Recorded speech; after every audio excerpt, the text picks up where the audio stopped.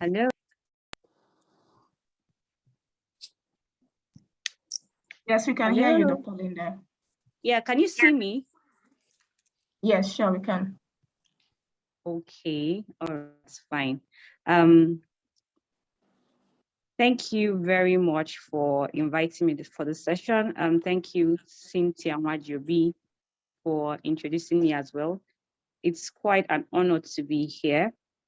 And particularly, I was kind of happy when Dr. Ogamba reached out to me, because this is something I like seeing. I like seeing opportunities for people to interact, people who have like minds and who want to make the health system better. I always love to see opportunities being created for them to have this type of conversations, because I believe everyone walks out of the room with kind of like a call to action on what next to do, how you can approach this very complex problem in the health system and try to bring about change. So thank you very much. So if it's time for me to start my presentation, do let me know.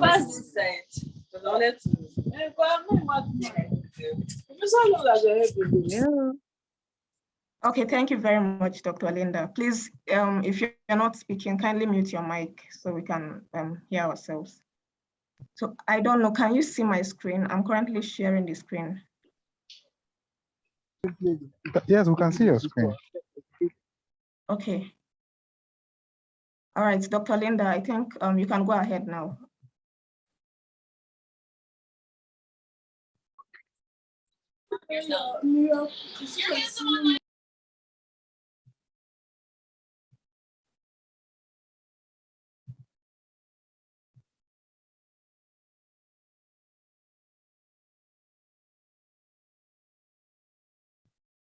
Hello, Dr. Linda, are you there? Yeah, I'm here now. Can you see me? Can you hear me? Yes, I can see you. Can you see my screen? Yes, I can see your screen. All right. So I believe you're ready to go ahead now. Yes. Okay. You can have the floor now. All right. Thank you very much. So I really hope that this will be an interactive session, because like I said, I'm sure we have a lot of great minds here. And I believe that when we rub our minds together, we will have a better outcome. So please feel free at any point to drop your questions in the question box. And then at the end, I would really appreciate if questions are asked with like your voice, not just in the question box. You can put on your mic, ask a question, you can put on your camera. It's better when that we have that audiovisual interaction. So I can't see my presentation yet. Is it here? I can only see. Can you see the screen? I can see your screen showing OneDrive, app data, desktop documents. I can't see my presentation yet. Okay, hold on.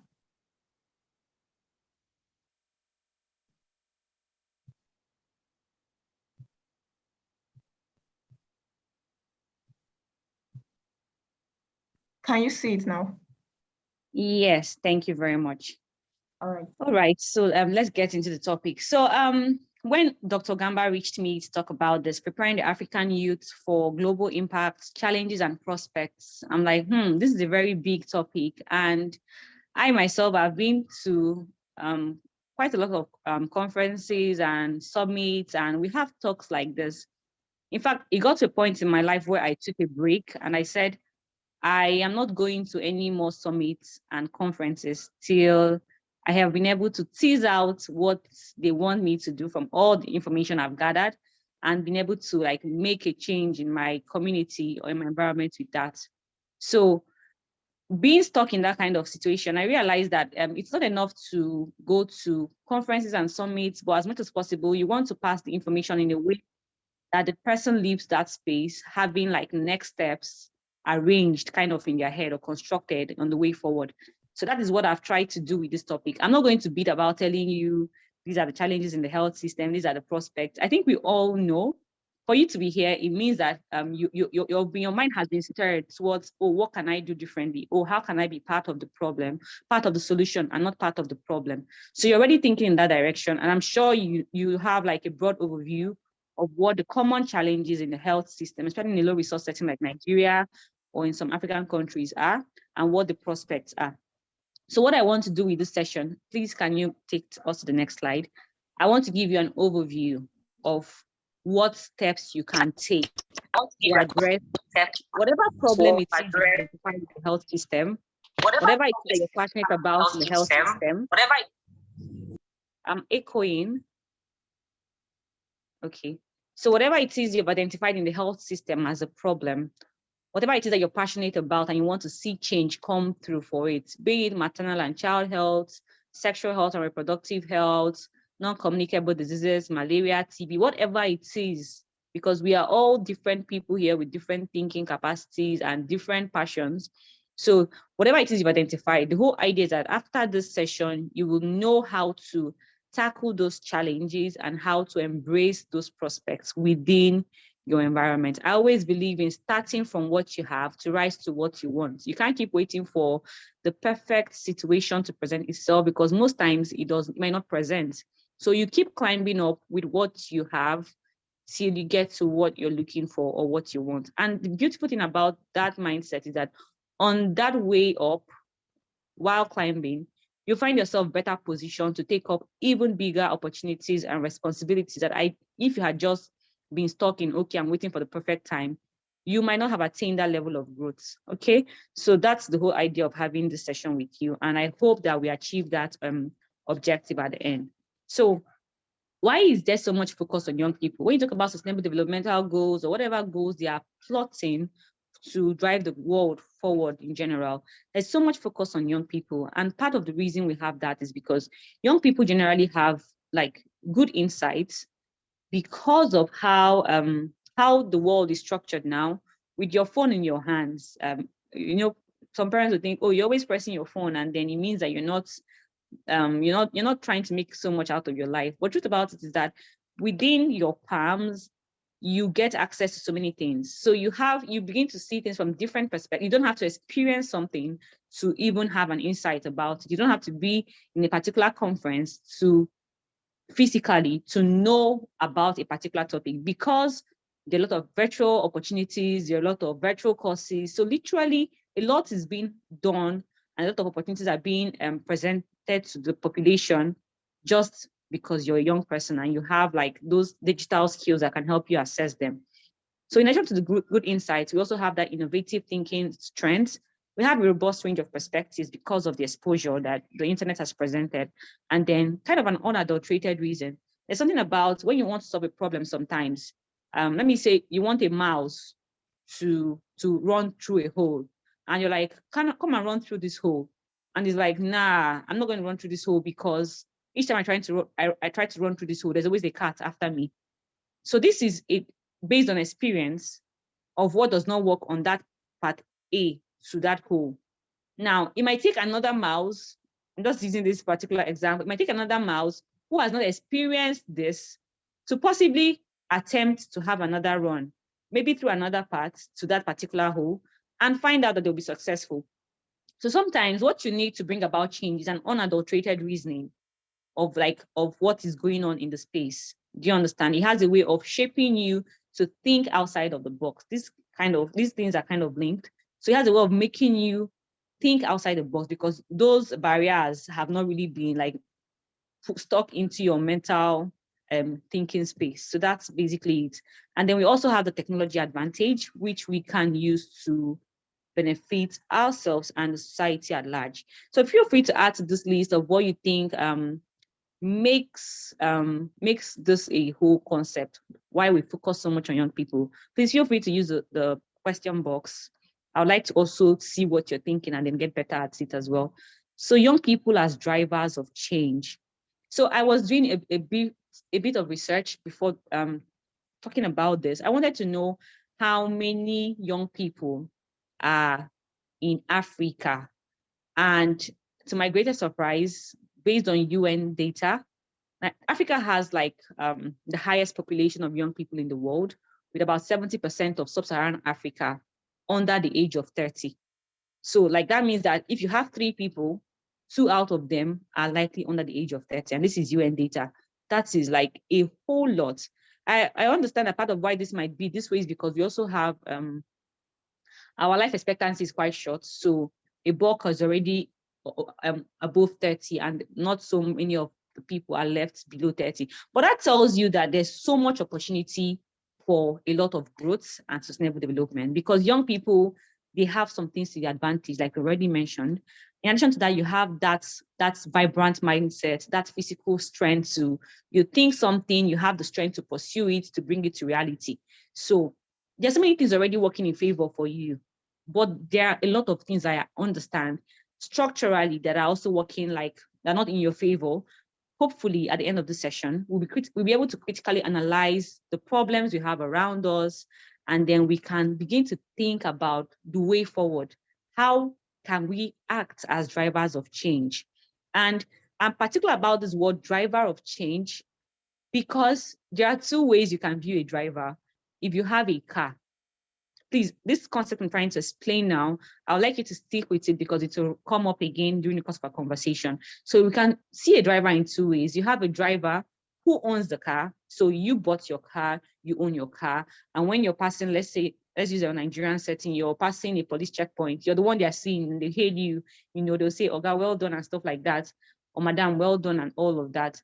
You're the one they're seeing, so you're in charge. Okay, so it means you have the capacity, you have everything that you need to get through.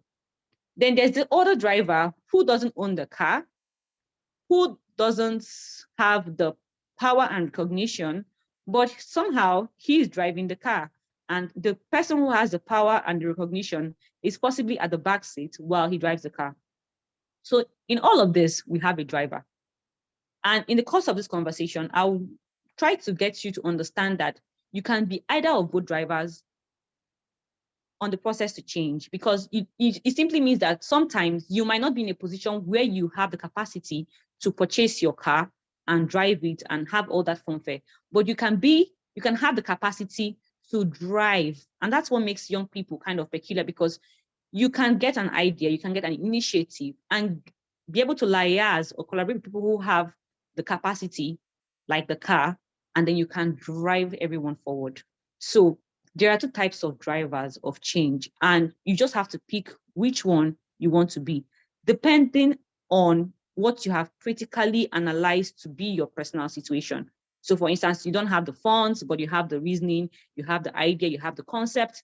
You might have a bit of the skill. Let's say you're trying to build a mobile app to solve a problem in your environment, but you have the knowledge, you have the idea, you have the concept, but you don't have the technical skill. So you're going to be making some analysis to see how you can partner with people. You can leverage on other people's strengths to drive everyone else forward and make that kind of impact you're looking forward to make.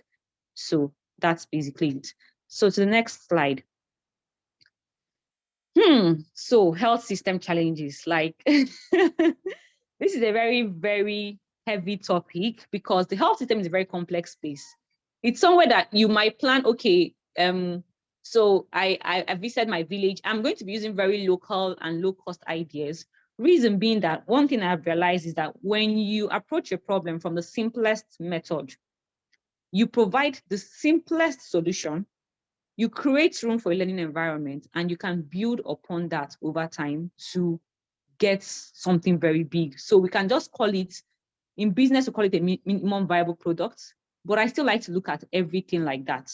So let me give you an instance. You want to reduce the prevalence of malaria in your village, for instance. I'm going to be using very local things because I believe that change starts from home, okay?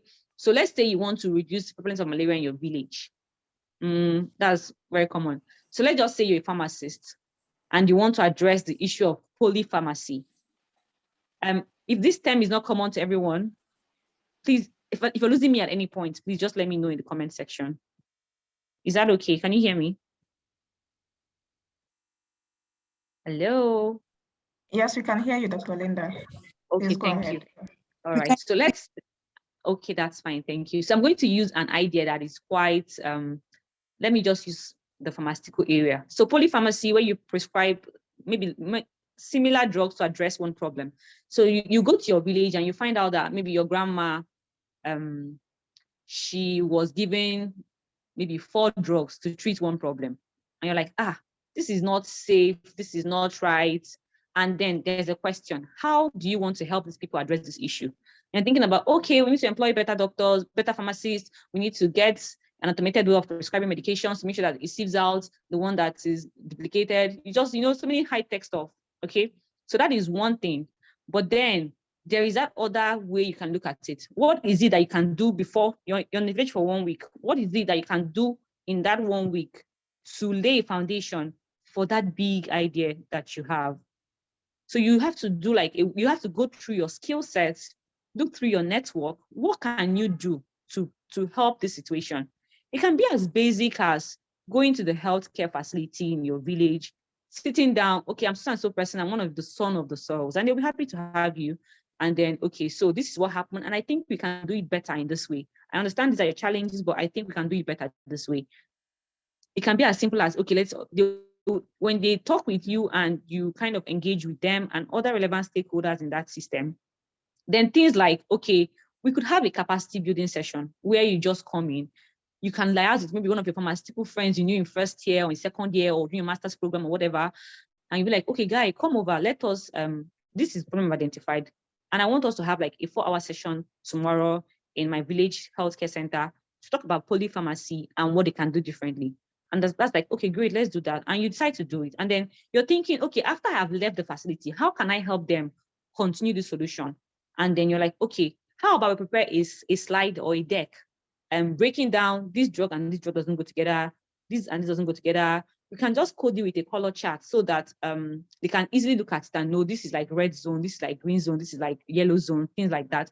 And because this is a tech-driven world at the moment, you can share that slide with everybody so they can use it offline. They don't have to connect to the internet to use it. And that's it. It's simple, it's basic, but you've laid a foundation that would even get you thinking. So what you've done here is that it's a complex problem, quite all right. And waiting for the big picture to be realized will take so long and might not really address, like you can make better change while waiting for the big picture to happen. Making small change does not deny you the opportunity to make bigger change. It just makes you lay a foundation, build some networks, identify some gaps as well. And it will even help you improve your big change going forward. So what you've also done with this is that by taking this approach, you're able to see that it's not enough to have said, okay, I want to train them in a capacity building session. It's beyond that problem. You can't just come into the party and say, okay, good afternoon, everyone. Today I want to train people on this. It's beyond that, because by doing that, you've not engaged with them. Who told you they need your knowledge? Who told you that when you leave this place, they'll be able to sustain what you have taught them, or they're even interested? So having a system thinking approach to the problem in the health system, understanding that it is complex, is more than just saying, I want to do outreach. And you gather people and do outreach. No. For each time you think of a solution, start with the simplest method, but think about it in a way that the system is able to sustain it after you've left. It's very important that for whatever you're thinking, you think about it starting the simplest way. Why it's always important to start the simplest way, especially if you're trying to impose something on a health system that's already existing, like a hospital or whatever it is you're trying to do, is that you're able to test the waters better. You're able to assess feasibility of what you're trying to do. And that creates room for learning. And that creates room for even those you have given something to run with, to adapt to it, refine it, and then improve the process. So the health system is a very complex problem. Malaria, be it TB, be it HIV, be it whatever it is on this list that you want to address. Just understand first of all that this is complex, but then there are certain ways you can approach it to make sure that the impact you've made is sustained. The impact you've made creates room for more growth to happen. And that way you can build up on all of that. So do we have any questions at this point before I continue?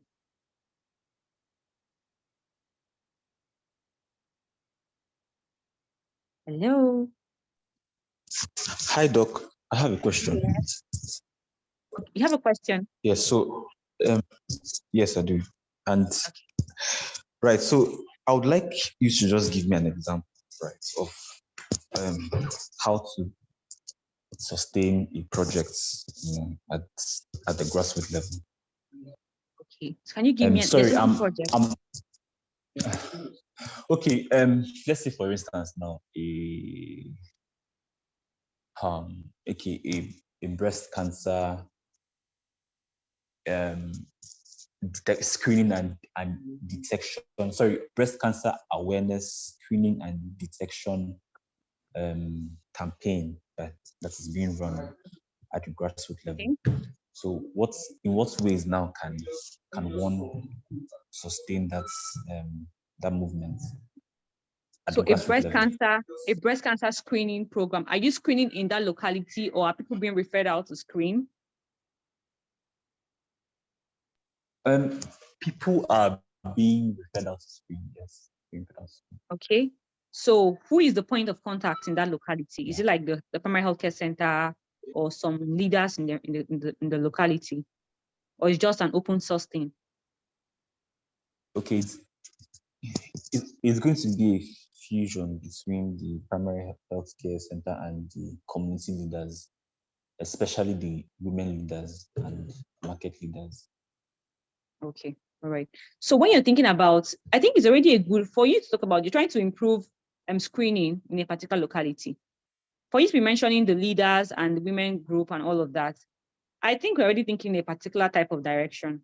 It shows that you're already thinking of stakeholder engagement, which in most cases will lead to ownership. It's different from somebody coming out to say, I want to improve breast cancer screening in a place. I'll now come and do outreach and go. Do you understand? So I'm identifying three things here. You have tried to do some kind of stakeholder engagement. You have tried to create a linkage between an already existing facility and the people. So there's no extra cost being focused on, okay, we're trying to get some machines and some personnel to the community to do that screening. No, there's already existing facility and there's already existing manpower in a healthcare center. And then you're trying to create demand generation, which you're using the women groups for and the leaders for, which is perfect. So I believe you're also conscious of cost. You're trying to create a low cost solution here, or is that not a factor?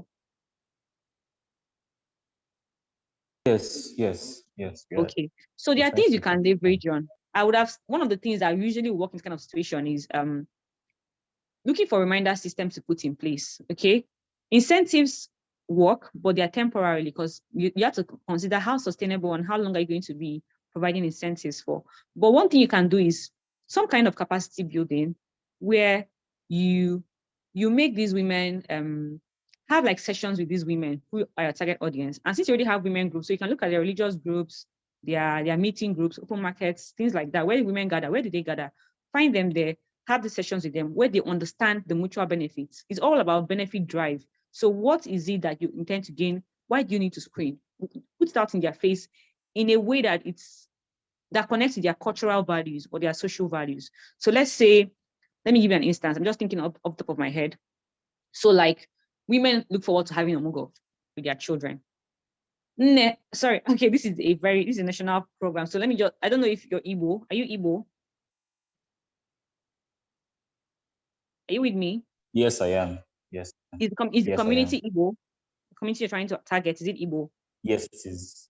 Okay, so you can just frame a message around. It's all about the framing of the message, saying that obuna imeha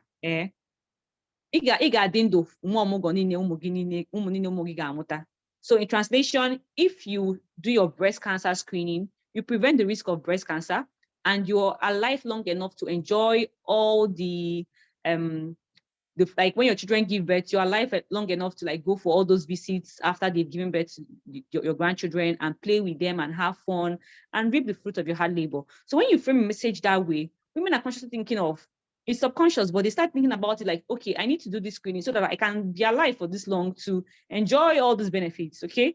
And it's a simple campaign, but you frame the message like a catch logo for them, a catch slogan for them. So do this so that this can happen, right? And then they run with it. And then they begin to also drive that information into the community.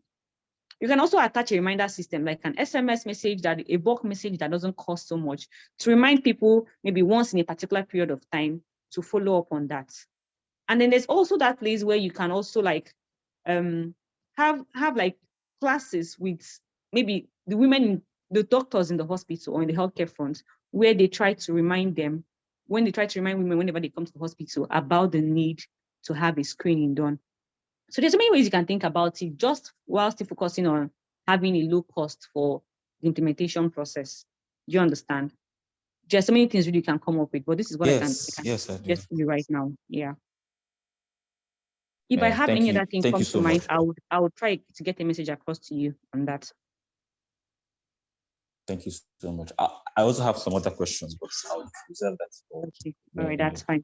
So let's proceed. I think we'll just wait till we get to the end of the presentation before we continue with questions. I just felt like I wasn't being followed, so let's continue. So what type of driver are you? Is this sorry, who is handling this? Is this a slide after the last one? Please go back. Let me Yes, this is the confirm. current slide. Okay.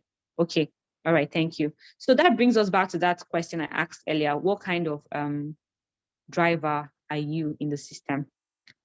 So on the journey to make impact, you will encounter challenges. It's no doubt, like it's almost unavoidable, right? And sometimes it can be a very lonely journey as well, because most times when you're working on things, people don't understand process. They understand the final product. So the picture is not clear. They're like, what is this one doing? Do you understand? So you're going to have those internal challenges, which you have to try as much as possible to wake up every morning, look at yourself in the mirror and say, I've got this. I know what I'm doing. I'm working towards it. Have an open mind to learning, have an open mind to feedback, have an open mind to addressing your weaknesses. Don't get comfortable in your weaknesses. Be sincere to yourself. If you know, like, let me give you an instance. I used to have this issue with procrastination, and I know it's a problem. So I can decide to dwell in it and be like, okay, I procrastinate, and anyway, it's not going to be a problem. But I know I've read books, I've read self-help books, and I see that people who get to the kind of place I want to get to, they don't have any, it's not synonymous with them that they're procrastinators. Do you understand? So honest self-assessment. If you want to get to point B and you're at point A, then this is something you need to get rid of. Addressing your challenges is not always on the external. Sometimes it is even within you. So you need to sit down, pick out all those things within your behavior, your conduct that are not compatible with where you see yourself in the next 5-10 years, and work on them. Have that honest conversation with yourself and work on them. So that is for the very internal challenges. There are also those challenges that are outside of you, some that could be within your locus of control, some that are not within your locus of control. For instance, you apply for a scholarship or a fellowship, and you've done your best within your capacity as of today, but you can't say if you will get it or not. So you do that and you move on. Okay, take your mind off it because you've done your very best for that particular thing at this point in time. Then you move on. The things you can influence are like, okay, this is a problem in my society. I have this friend who is a pharmacist, or who is an IT personnel, or who is a doctor, and I think I can collaborate with them to solve this problem. I can solve it alone, no, but when I solve it with these people, I'm going to reach more people, I'll make more impact, and there's more room for sustainability and accountability. Do you understand? So those are things that are within your locus of control, and you take those things and you run with them. That's the idea. That's the way that we want to see you be a driver. In this case, you're being that kind of driver who does not own the car, but you're driving someone who has the power or who has been able to purchase the car. On the other side, you might be, not so many people are that lucky, but if you're lucky to have the car and have and be a driver as well, then fantastic. But the thing is that in the process of growing, you find out that maybe at a point you had the car and you were the driver. Maybe at some point you wanted to, improve the use of malaria nets in your village, and you have like 50 women in your village, for instance, and you buy 50 nets for these women. In that case, you were the driver for that car and you drove the car to the destination.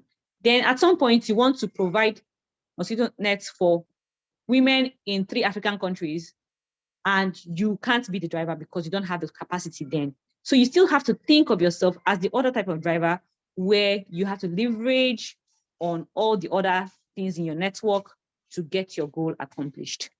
So that's the whole idea. You have to have a solution-driven mindset and clarity, sincere clarity about what your weaknesses are, so that you can address them and bring about the kind of change that you want to see. So next slide. All right. So like I said, the whole idea I had when coming here was that I wanted everyone to walk out of this place having next steps. I'm not here to give you theory to go and think about. No, I want you to have like a map, something that can guide you going forward. And I was able to come up with this 3-step solution to impact. And maybe Ogambal, maybe later we'll sit down and talk about how we can name it the Johan Impact step or something.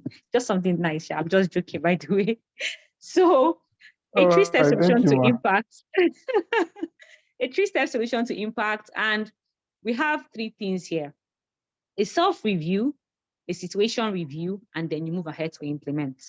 Now, I provided some frameworks. There are already existing frameworks, but these are frameworks that I've found helpful in my life in identifying challenges, both within me and outside of me, more like in myself, in my microsystem, which is like where I want to make the change, and in the bigger system. So I will still be using that example of let's go back to that example of polypharmacy in your village or in my village. Okay. So I sit down, and I'm like, okay, let's go to the next slide, please. Please, I'll start with self-review. So this is me just taking you through the practical process of how you can solve some challenges in your community and with yourself. So we're starting with the self-review, and we're using something called a SWOT analysis. Please, if you've heard of this SWOT analysis before, can you like show me that you have heard about it in the comment section with an emoji or yes, or whatever it is that you feel comfortable with?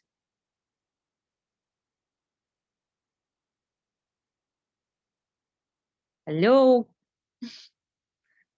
Okay, so, okay, all right. Glory has heard about it. Juliet has heard about it. Moyo has heard about it. Alozie, Akachuku, you guys have all heard about it. Fantastic. So we're in the right direction. James Ebuka, Kachi, Nelson. Fantastic. So let's proceed. Okay, so this is a framework that I have found very helpful in literally everything I do, every single thing. So let's sit down and say, a friend of mine talked about the breast screening program he wants to do in his locality. I think we should use that example because it will be more practical. So who was that I mentioned the breast screening program in a community?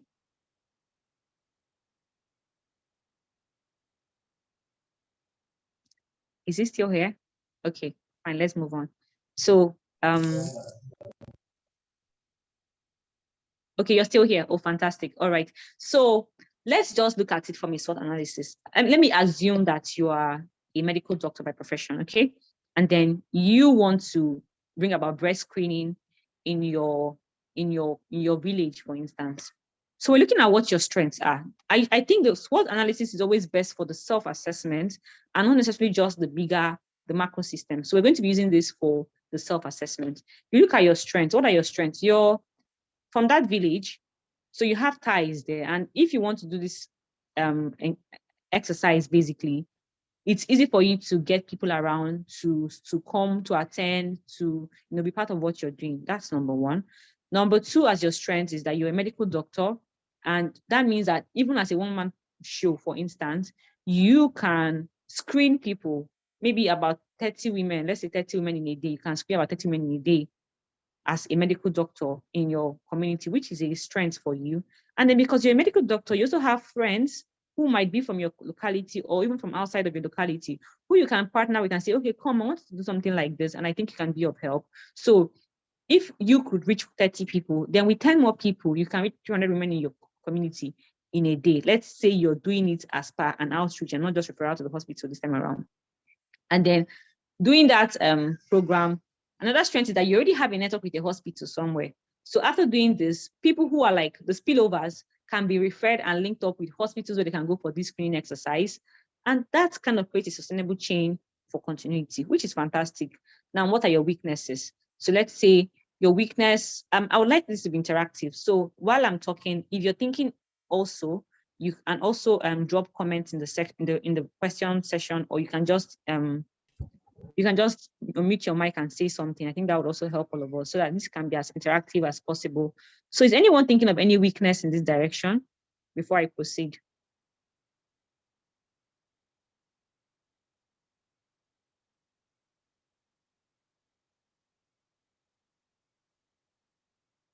Okay, procrastination. Okay, any other one? All right, any other thing?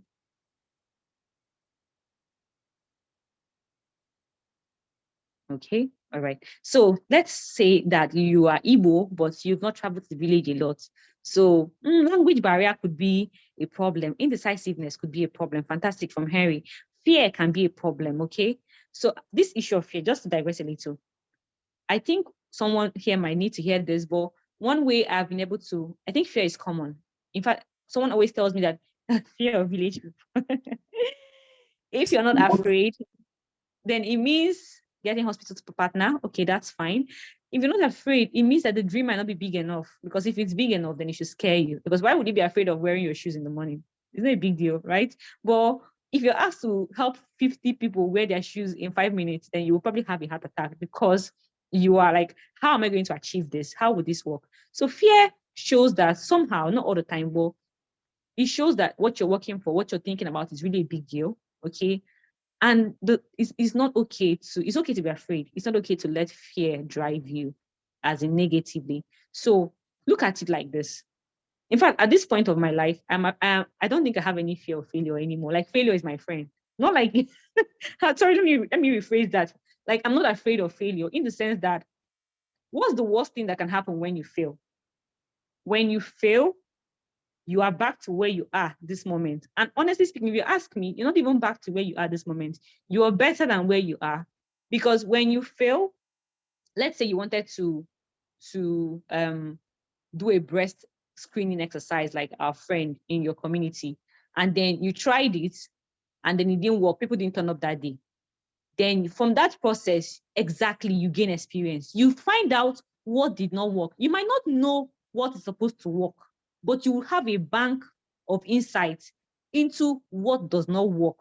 So that when you try again next time, you are going to make sure that whatever you're trying again next time has all those things ticked off, and then you create room for more things that can work in your plan. So I think that when it's in doing that we become, let me just put it that way, because it's when you keep doing that you keep refining yourself, keep improving your strengths, and voila, it's a process. I know people don't like process these days, but sometimes that is what will take you to where you're going to. So that's it about the weaknesses. It's in doing that we become, yes. So that's it about the weaknesses. It can be your language barrier, it can be your indecisiveness, it can be your fear, but that's okay. It's good that you have that sincere conversation with yourself and identify all those things. It can also be that, okay, you want to do this screening exercise, you want to partner it with maybe some kind of, this is just assessing the situation as it is, okay? So you're trying to do a screening exercise in your village. Many in your village are conservative. Maybe they don't want men to do so. Maybe you want to pay cervical screening. I know that they don't want men to do cervical screening for them because of privacy and all of that. So you're going to be reaching out to. So that is somehow, it's not a clear weakness, but because of the cultural beliefs of those people. If you really want them to show up for your program, then you have to respect their cultural beliefs. So you're going to be seen, okay, so I'm a man, and then I'm going to have to get like female doctors who they will feel comfortable with to have that screening with. Do you understand? So you put that as a weakness, you mark it there. And then part of how you resolve that is partnership with people who are female doctors. I'm using the barest examples here. Reason being that I don't want people living here thinking that you need to have a very big idea before something can fall through. No. I want you to know that with the little you have, your mind is going to be unlocked.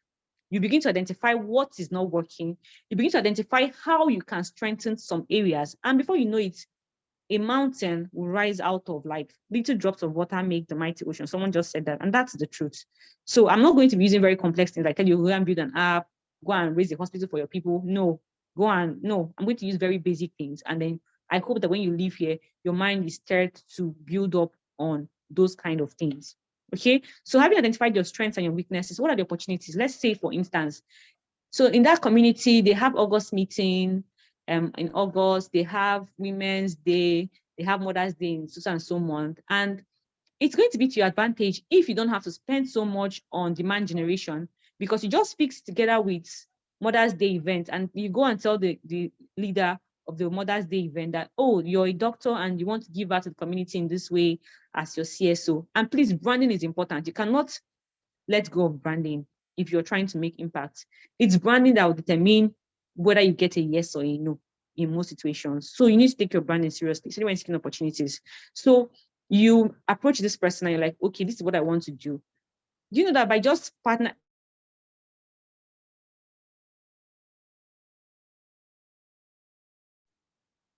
Sorry, I had a call coming. So it's a simple conversation you've had with that person, but he has created room for, can you hear me?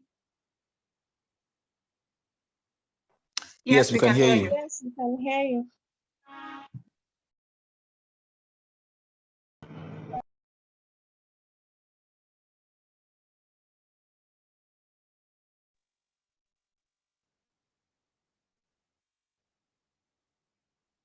Can you hear me? Yes, we Hello? can. Yes, Okay, we okay. So, okay, that's fine. So just by having that call placed across, and nothing says you can't deny yourself the opportunity to use networks that you have. Let's say, for instance, your mother is a friend to that woman. You don't have to go through the whole bureaucracy because you already have that network. Leverage on your network. Get her number, place a call, and send a formal letter because your branding is still important. You don't have to make it look like a family affair. So just have that, okay, I'll be sending you a mail as regards this event. Is that okay by you? That's fine. Okay, then you send that mail. Just by doing that, you have jumped so many ropes because you're going to be able to reach about 1,000 women just because you sent a mail. Against trying to do maybe door-to-door awareness raising, publicity, and all of that, just because you leverage on existing opportunities in that locality. Okay, and by doing that, you partner with them. And you can even make it an event-based thing. So for every event that's happening in that locality, you are going to be the person who is ensuring that women get screened and you're getting the numbers. And that makes a whole lot of difference. Okay. So you try to find out what are the threats in your community. So could it be security challenge? Is it hard to reach area? Is it rainy season? You know, these are things that you need to think about. And that way you're able to frame your strengths and weaknesses better. Now let's talk about it as applies to you. So you are probably a doctor who, let's now look for like, maybe you want to build a tech solution. You're a doctor who wants to build a tech solution and you've identified your strengths and weaknesses. And then opportunities here, you know that you are just a medical doctor. You have not yet like done any further training and all. And you know that this thing you want to do, it would be nice if you're like recognized as an expert in that field. So what can you do? In the interim, you can partner with people to bridge those gaps, give more validity to what you're doing. But while that is plan A, the longer term plan or the mid-term plan is that you're going to pursue this additional degree, go for this scholarship, go for this funding, and address that solution, address that problem. You can identify a weakness to be funding for a project. And then the opportunities you're going to leverage on are things like seeking grants, partnering with people who have the money to address that problem. So when you think about your weaknesses, you're able to identify the opportunities that can help you resolve those weaknesses. The same thing applies to your threats. Your weaknesses are like your threats as well. So when you identify all of this, then you're able to better position yourself to resolve them. Now, for the opportunities and threats, it kind of looks like what will happen with the pest analysis, but this time around, it's on a bigger scale because you're looking at how every other thing in your environment influences you. Let me give you an instance, still using the breast cancer screening program. Can we go to the next slide? So let's say now we want to do this breast screening in the community, and sometimes all of this would not apply. But what this helps you to do is that you're now ticking out, okay, is this a problem? Yes or no, you move. Is this a problem? Yes or no, you move. That way, you're not going to end up having a solution that you didn't think about something for. Do you understand? Let me give you an instance. You might be thinking about training some people in a local government. You want to build capacity in the local government, maybe to train the women to, let's say after you have done the screening, the screening session, you're thinking about how to sustain this problem, sustain the solution, and then you decide to train some nurses or some doctors there, or some CHU per se, to some healthcare workers to know how to screen, help women detect and refer them to the bigger center, okay? Or how to train other women to do this, okay? And in doing that, you have to think about the fact like, what if an election is coming up next tomorrow? or next week or next year, like we're having in Nigeria. And when this happens, these positions that you're trying to train, they are politically appointed. What that means is that after you have done this training, in about a year time or in about a week time, they'll be out of that office and that gap is reestablished.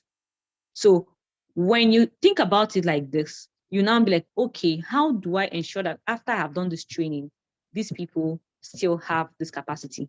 Do you understand? So when you look at it from that angle, you see that your idea just begins to take a better shape, and you're more. It's not a big. It's not a dramatic idea you have come with, but what the idea you have come with, you have put substance to it. And when you talk about it, people will see that you were really thorough in your thinking and you have put something in the system that will be sustained. So you think about it from the political aspect. What are the things that can affect what you're trying to do politically? Is there any change in power? Is there someone that you think that based on bureaucratic processes, if you don't talk to him, he would try to prevent this from happening? He might call the village security people to disrupt your events. If there's someone like that, then you need to talk with him.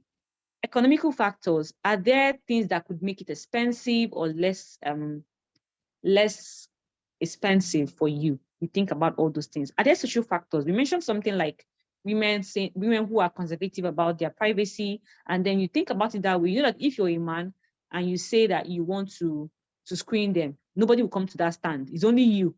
Even if there are 1,000 women in that space, you'll be the only doctor standing there. Nobody will come to you. Then when you think about that kind of thing, then you have to mitigate it by maybe getting female doctors or female healthcare professionals who can assist you during that process. And that is totally fine. Same way you think about technology. You're trying to build an app for a community. Does it have an offline version? What is your plan for inclusiveness? Because if you don't do that, then you might not achieve your expected outcome. That's how you'll be thinking about it. Then legally, are there some policies that can prevent you from doing this? Let's say, for instance, they will say, you want to fix an event for a Sunday, and they will now say in that particular village, a Sunday is a day that nobody, okay, let's just use the East for an example right now. You want to fix a program in the East, and you're now going to fix it for a Monday. Do you want people that are coming for your event to like get shot before they get to the venue? So you have to look at your environment, the policies, and see how you can make sure that everything works in your favor. So that's it for the situational review. Can we go to the next slide, please?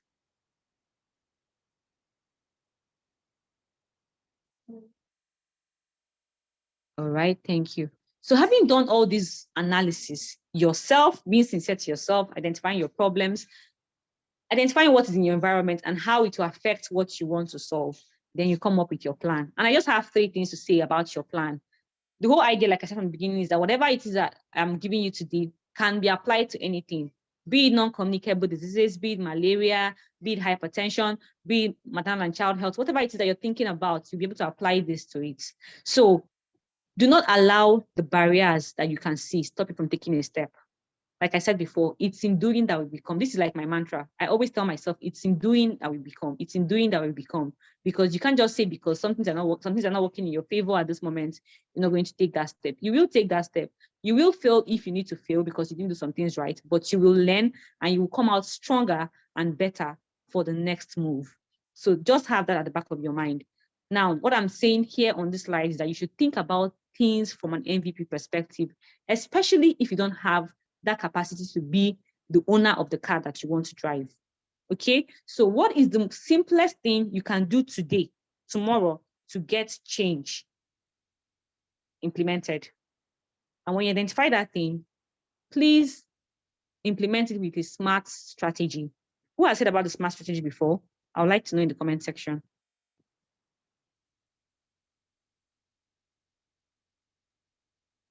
All righty. Okay, I think we'll move on because I have like little time left. All right. So with the SMART strategy, you're going to look at it like, okay, this MVP, breast screening in this locality. I want to achieve, I want to screen. You can't just say I want to do breast screening. This is very important to always think about whatever you want to do from a SMART strategy, because even if you're going to apply for scholarships and funding and all of that, if you structured your idea with a SMART strategy from the beginning, it's easier to to show traction, to show what you have been doing. So exactly. So you say, my goal was specific. What is your specific goal? I want to screen women for breast cancer. and I want to screen 1,000 women in 5 months or in 6 months. You can come and say, I want to screen 1,000 women in 2 hours. That's not attainable and that's not realistic. So whatever you're doing, let it be measurable, let it be time bound. That way you can measure yourself. So at the end of that 6 months, you can look and say, okay, how many did we screen? We screen 100%, we screen 120%, we screen 150, we screen less than. If you screen less than, what were your barriers and how can you improve through those barriers? If you screen 150, what did you leverage on to exceed your set targets? That's the way you should be thinking about it. Like I said, in all of this, I've not mentioned any very highfalutin idea or concept. I'm using the barest minimum of what you can do as you're living here to bring about that impact, and then you can grow from that format. So with this MVP, you're also going to be thinking about how to make it a sustainable solution. You don't want to just do things that after doing it, when you're out of that space, it's gone. And one of the things that I've found out that really help with sustainability is you can never joke with the power of knowledge transfer. If you don't have any other thing, please give them knowledge. What they decide to do with it, you might not be able to, like it might end up being something beyond your construct or your initial idea. So if you don't have any other thing to do, if you cannot improve the structure because you don't have the financial capacity to, like, okay, they need 5 dialyzing machines in the hospital or whatever, that's fine. But please, the one that they have, give them knowledge on how to maximize that one. And trust me, if you look around in some of these our settings, you find out that they don't have what they're supposed to have, quite all right. But if they are taught how best to use what they already have, they can bring about more impact than they're already making. And that is a step in the right direction. My point is that as a young person, you might not be able to get all that change you're looking for immediately, but you can lay foundations. You can lay stepping stones for other people to come and step on. And if it's sustainable, it is even better, because then when you have left, somebody else can meet what you have done and they can climb further from there. So after I've talked about that, I would like you to also know that you should try to adopt a learning system in whatever you're doing. What that means is that whatever you're doing should have a feedback approach to it. So breast screening, for instance, in that locality, okay, you have done that breast screening, but that might not be the whole idea that you're having in your head. You're probably also thinking that at some point, maybe in the next 5 years, you want to build a mobile app that will be able to educate women about breast screening, show them a pictorial or video guide on how to conduct breast screening in their homes, and then provide them with a database of like hospitals that they can quickly say, okay, I found a lump, I want to go here and have it assessed, book an appointment with a doctor and get that done. So that's like the bigger picture. But then because you don't have that car to drive yourself to that point now, you've started with what you can do now, which is in the community. And then keep your mind thinking, keep your mind growing and laying foundations to get to what it is that bigger picture is. And in doing that, please try to tag KPIs. KPIs like key performance indicators. Please try to tag KPIs to what you're doing so that you can be able to measure your growth. And you plan to do this in the beginning of 2022, December 2022. What has happened? How far have you come? It's okay if you didn't meet your target, but then because you're measuring what you're doing, you're able to say, okay, we're in 2023 now. What can I leverage on? What do I have to take out of the picture to still get to my destination? And that way, little drops of water will keep making the mighty ocean. And we just keep moving till we get to make the kind of impact that we as young people want to make in our environment. So that's basically what I want to talk about now. Now, moving forward, back to our strengths and weaknesses. What can you do? What can you do? Yeah, you can decide to sponsor yourself for programs to get more, insight, technical expertise on certain areas that you think are important for the big picture that you have, okay? But in the meantime, there are other things you can also seek. Fellowships, take courses, take certifications, partnerships and collaborations. This is a big deal for me because a lot of things I've done in the past, even before I got the bigger platforms, were based on partnership. And it's that traction that kind of builds your profile and your CV kind of, so that when you want to look for bigger opportunities, you won't just come out and say, okay, I'm a medical doctor by profession. And okay, I'll now come out and say, okay, I'm a medical doctor. It's not a wow factor. Sorry, but it's not a big deal. Like it's a big deal because you've trained through 6 years of training, but you will not stand out for being a medical doctor. It's all the other extra ingredients on you that will make you stand out. And nothing does it better than experience. The courses are fantastic. The fellowships are fantastic. Scholarships are fantastic. But sometimes, if you're not funding yourself, to access these scholarships and these fellowships and these grants, you need to show traction. You need to show what you have done over a period of time that makes you deserve to get that opportunity out of a sea of people who are also seeking the opportunity that you want. Okay. So my point is, do not dwell on what is not working. Start doing something, start building traction. Find a problem, set out a smart goal on it, and start moving. That way, you're gaining experience. It's okay if you fail, but you'll stand again and you will keep moving. That's basically the mindset. So I hope with all this conversation, I hope you leave here thinking of what you can do to help the broad, complex problem in our health system. So I'll be closing the session with a quote from Mary Burton, which says, "We have a powerful potential in our youth, and we must have the courage to change old ideas and refine practices so that we may direct our power towards good ends." That brings us to the end of this conversation. Thank you very much for listening in. And now I'm available to take all your questions. Wow, amazing. Thank you so much, Dr. Linda. That was fantastic. It was really insightful and impactful. I'm sure everyone else can agree with that. Please kindly show Dr. Linda some love and tell her how much this session has impacted you. Let her know that you've really gained something, and you can also share what you've learned so far. And if you have questions, this is the time to ask your questions. You're allowed to drop questions in the chat box, or you raise your hand and unmute yourself. So please, now is the time for questions. If you have any questions for Dr. Linda, go ahead now. She will be available to answer them right away. Kindly raise your hands if you have questions or drop them in the chat box. Please show Dr. Linda some love in the chat box. I'm not seeing enough love going there. I'm not seeing the chat box buzzing as it should be. This was an insightful 1 hour. Thank you. I can see all your amazing appreciations. Thank you very much.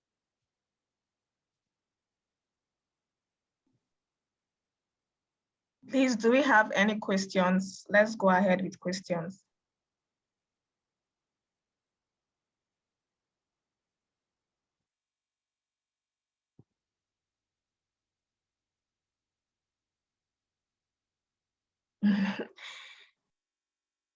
Gratitude says she wants to be like you when she grows up. We are still all growing. Okay, so how do we get collaborations? Okay, all right. So that's a very good question. I'm just going to, I think some of these questions, I'll try to answer them from my personal experience so that way it's more relatable. I'm not going to tell you what I have not tried. I'm going to tell you what I've tried and how it has worked for me. So while I was in medical school, even though that did not come to success, but it was right from my time in medical school that I started leveraging on the power of social media to reach out to people. So I find the LinkedIn space very, very interesting because then you get to meet a lot of people. It's like you know what you normally do in a conference where everybody brings out their best foot forward. But the difference is that in a conference itself, people are not carrying microphones saying, "Oh, I'm this, oh, I'm that. Work with me." No, people are just wearing suits and very nice dresses, and then they're all walking around looking very professional. So you have to actually talk with somebody to find out what they have in their head or what they're thinking.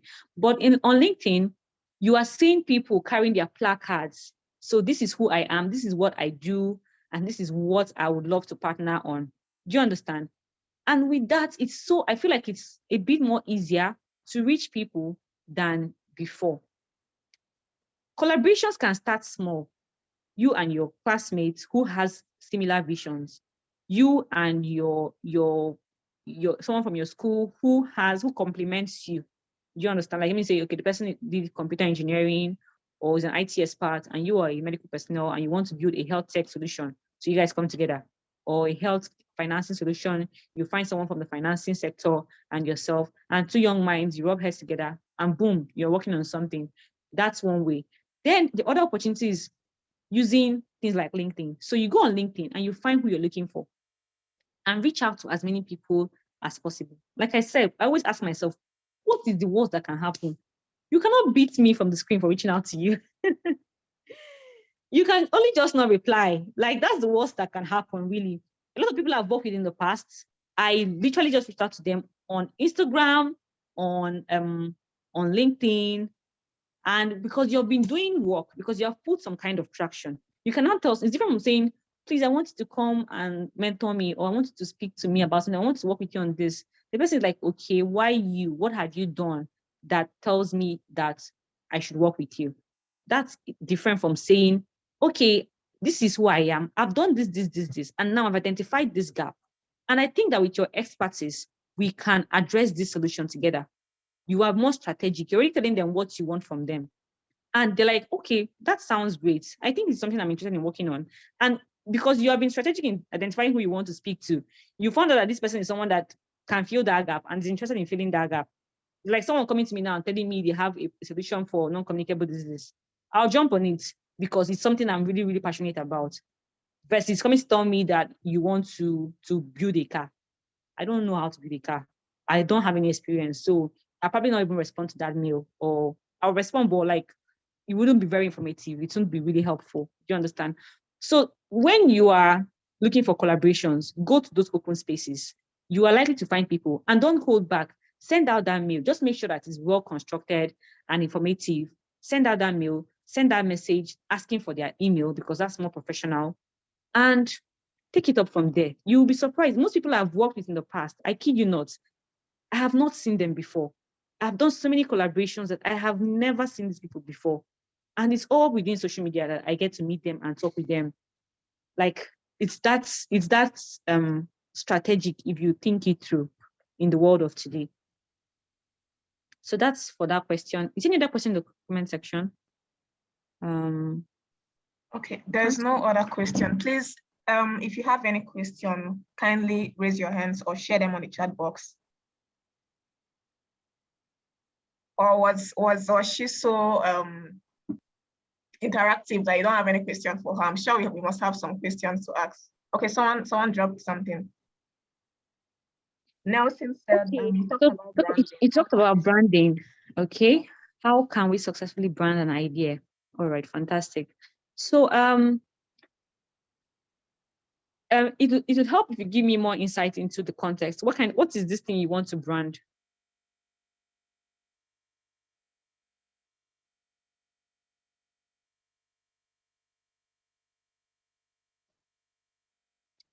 Hello, is she here?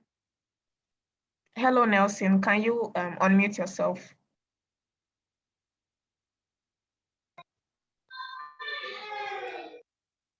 Okay, good day. Can you hear me? Yeah, I can hear you very well. Okay. So we actually doing an HIV STI screening. Can you start your question again? Okay, can you hear me? I can hear you now, yes. Okay. I said I'm actually we do HIV STI screening. Yes, Okay. for local communities, hard to reach communities. So major challenge we have is it's not an established NGO or something like that yet. It's just a group of persons that have similar ideas, myself and a group of persons that are passionate about it. Yes. So we go out to hard to reach communities and carry out such HIV screening and STI screening. But the challenge we have is in branding. Yes, when you go out, they would like to know, okay, where are you coming from? If you're coming from a big organization or something like that. So branding is actually kind of the challenge, and I would like to know how to mitigate that. Okay, Thank you. Thank you very much for that question. So I'm going to still, like I said, I'll try to answer this question with a practical experience.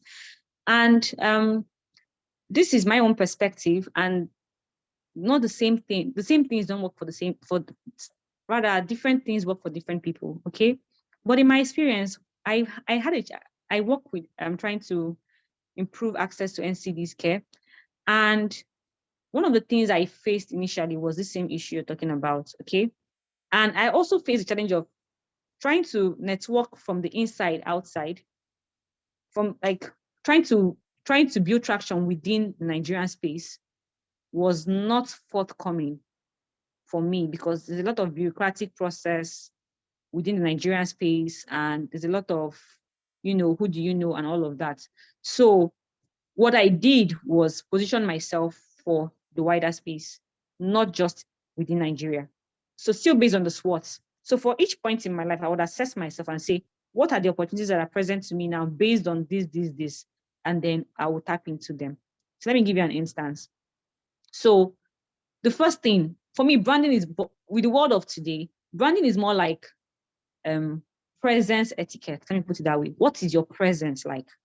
So people are doing a lot of work, more work than even some other people, but you don't have like a website. I don't know if you have, I'm just trying to give you an instance. You don't have a website, you don't have coverage for the work you have done so far. How do people assess you if you can't make that first impression from a space? So someone is asking you, okay, who are you? Even in the local space, who are you? And you're just saying, okay, I've done this, done that, done that. No, you should be able to say, okay, look at my social media platform, look at my website. These are pictures from our events in so and so place. These are pictures from our events in so and so place. And this is what we have done. And the funny thing is that these things don't cost so much anymore, especially if you have digital skills. And this is where collaboration comes in, because now, okay, you are a doctor, for instance, or you're not a pharmacist, but then you don't have that digital skill, and it's not really your strength to learn it, which I think though everybody's trying to learn it in this generation. But then if it's not your strength to learn it, then you should be looking at partnering with somebody who has that capacity to brand, okay? And brand all the things you have done and put it somewhere. If you don't have the finances to finance a website yet, then leverage on social media. For that social media you're trying to focus on, simple things like picking a picture, picking a color for your work. Let's say it's purple and white, or green and white, or yellow and white. Like this fantastic flyer I'm looking at now that is green and white. And then you just know that everything you are doing on that is like, is the aesthetics of your brand. When they say someone works in first impression matters, that is basically what branding is. When somebody sees your brand, what do they feel? What energy do they get? It's in the colors, it's in the pattern, it's in the process. Not telling somebody, I want to partner with you. No, okay, good afternoon. I do this, do that. I'm going to be sending you a mail because I think that we can work together on this. Is that okay by you? You're being professional about what you're trying to do. It's different from saying, okay, I do HIV screening, so I want to come to your place and do it. I don't know what you already do. I'm just trying to give you an instance of how it's those little things that make it connect. Now, when you have done that packaging, basically it's the packaging of what you're doing. It's easier for you to get. So when I talked about going from inside outside being a challenge for me, what I did was do my branding right to the capacity I could do it as at the time, and then start seeking from outside inwards, because it seemed from my area of interest that those opportunities were more on the outside. So reaching out to international organizations, reaching out to small organizations within Nigeria, or thriving organizations like what I was doing within Nigeria, and then we collaborate to work together. We have more traction and more outcomes. Then we use it to seek more collaboration from outside. So that way you can say, okay, based on what I've done this way and this way, I've been able to work with this person in the outer space. And for this reason, I think that you within Nigeria will need to work with us. Does that make any sense? I don't know if I was able to answer your question. Yes, you have. It makes a lot of sense. Thank you very much. That's basically what I'm trying to say. Try to just look for ways to break through the barriers you're experiencing. If it's in the local community, get your branding right and take it out there. Don't wait for things to happen in front of you if they're not coming forth. Lines will always keep falling in pleasant places as you keep growing on that path.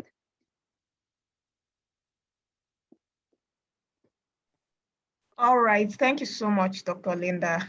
Really appreciate your time, and this is such an insightful topic. Youth as drivers of change for social impact, for impact in the health sector. This is really important and timely, and saying that there's more youth in the African space. We should actually use this as our strength to leverage in the health sector and make it better globally. So really appreciate everything you've taught here this evening. I'm sure that we've had a lot to take home. You're welcome. It's a pleasure. All right. So in the absence of no further questions, we'll move on to the next speaker. I'm sure you don't even want to miss the next session, honestly, because everything kind of links up at this point. Dr. Linda has told us about youth being drivers of change in the health sector. Now, we definitely saved the best for the last, because the next session, which is the final session, talks about positioning ourselves for global opportunities. So this is such an important session for all of us. Now that you know that you have the power to drive change in the health sector, you need to learn how to position yourselves for global opportunities so you can have more impact. Whatever space you are in the African continent, you can skyrocket yourself to the global space, definitely from Africa to the world. So wherever you are at this point, sit tight and get ready for our next session. You don't want to miss it. If you have friends who are not here or who have left, kindly call them back. They don't want to miss this session, I'm telling you. So at this venture, I'd like to introduce our next speaker in the person of Dr. Chibuzo Franklin Ogamba. I'll do the honors of reading his bio. Dr. Chibuzo Franklin Ogamba is a physician and researcher and was a 2018 Global Biotechnology Revolution Leader of Tomorrow. He has interest in hematology, oncology, precision medicine, and epidemiology. He is passionate about improving precision in non-communicable disease prevention and management, particularly in low and middle income countries. He currently works as research associate at the NSIA Lutz Cancer Center in Lagos. Without further ado, let's give Dr. Chibuzo some ovation in the chat box. I want to see your fire emojis, your excitement, everything. Let us welcome Dr. Chibuzo as he comes up to speak with us this evening. Please give him a warm welcome, everybody, please. I want to see the chat box buzzing.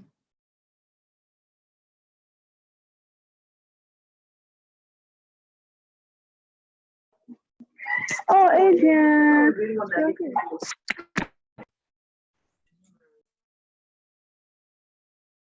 This is such an insightful topic he's about to give to us. I'm so excited myself. I'm sure you are as well. Please keep it coming for Dr. Chibuzo. And get your notepads ready, get your pen ready. You don't want to even miss a line in this session, trust me.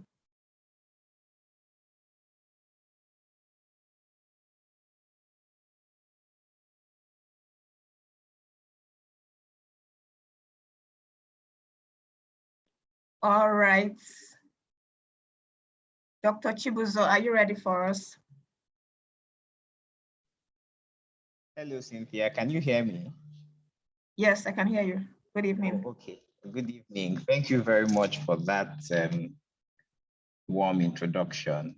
Good evening, everyone. I don't know. I want to be sure that everyone can hear me at this point. Yes, we can hear you, Dr. Chibuzo. Okay, awesome. Awesome.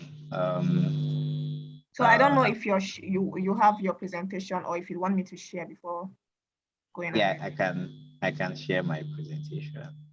Okay. I can do that, right? Let me see if I can make you a co-host.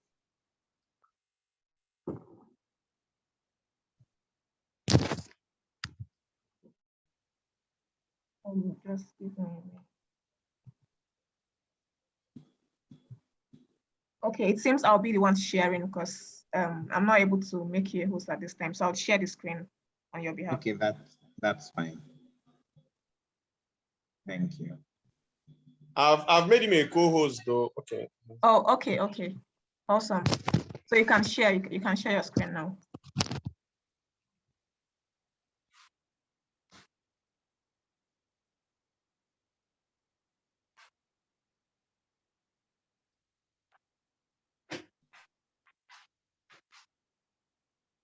Okay, can everyone see my screen?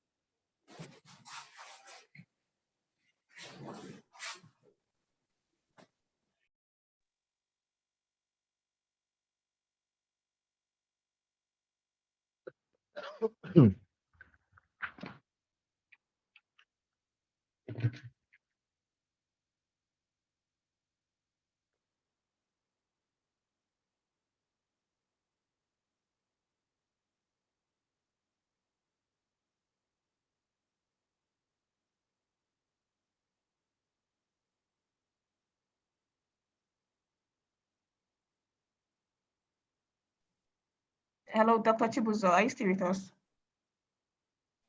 Can you hear me? I can barely hear you. Can you hear me now? Okay, yes. I can hear Okay. you. Can you all see my screen? Yes, we can. Okay. So without wasting much time, I will begin. It's already 6:30.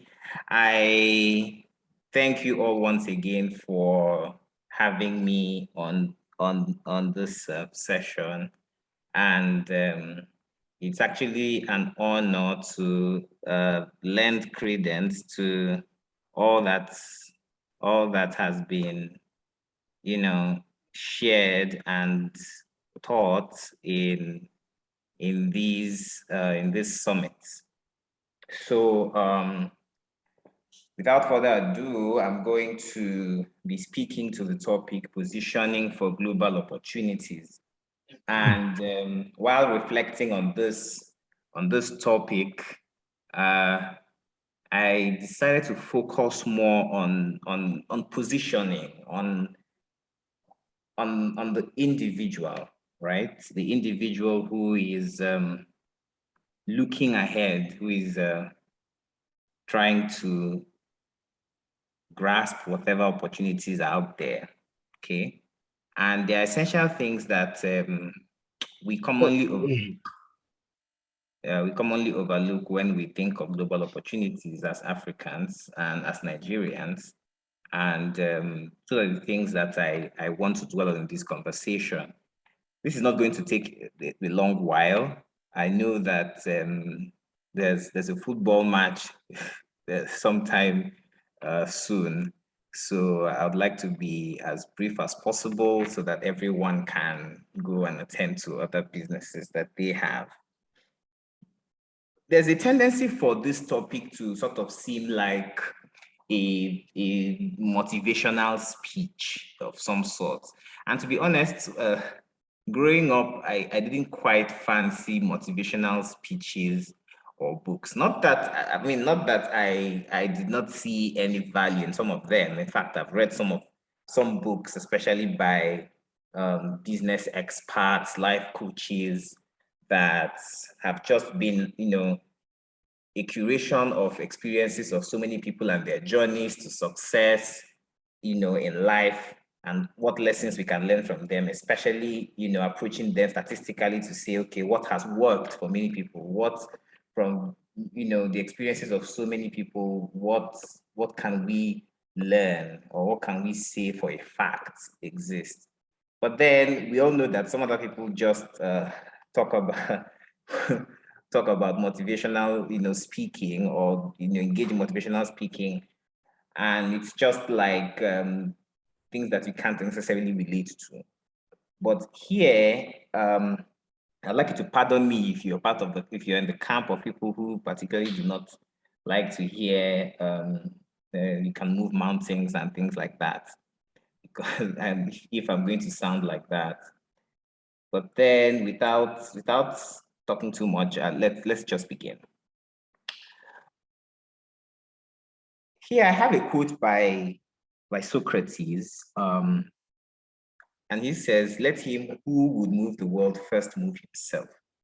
And that represents how I would like to start in this presentation. It's a focus on the self, really. And we can't jump the gun. We can't move from, where we are to where we want to be in terms of what opportunities are out there in the global space without, thinking about ourselves. Here, I'm going to talk about the importance of being centered, the importance of being centered, the importance of being goal-oriented, the importance of your mindset. and the need for personal development. And I believe that, I mean, this is not exhaustive by any chance, but then I believe that if these things are really taken into cognizance, we will be better prepared to access all the opportunities that are out there. Because one thing is that some people have, they see the availability of opportunities, but then access again is, have I prepped myself well enough to clinch at these opportunities that exist? The first thing is centeredness. And by centeredness, I mean that for every one of us, we're meant to have some sort of a fulcrum, a basis on which all of our lives, all of our aspirations and ambitions are meant to revolve around.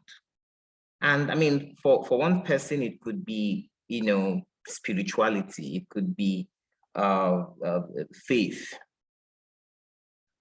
For some other people, it could be value propositions, principles. I mean, maybe people who are not necessarily religious would have certain values or principles or perspectives, the way they view the world.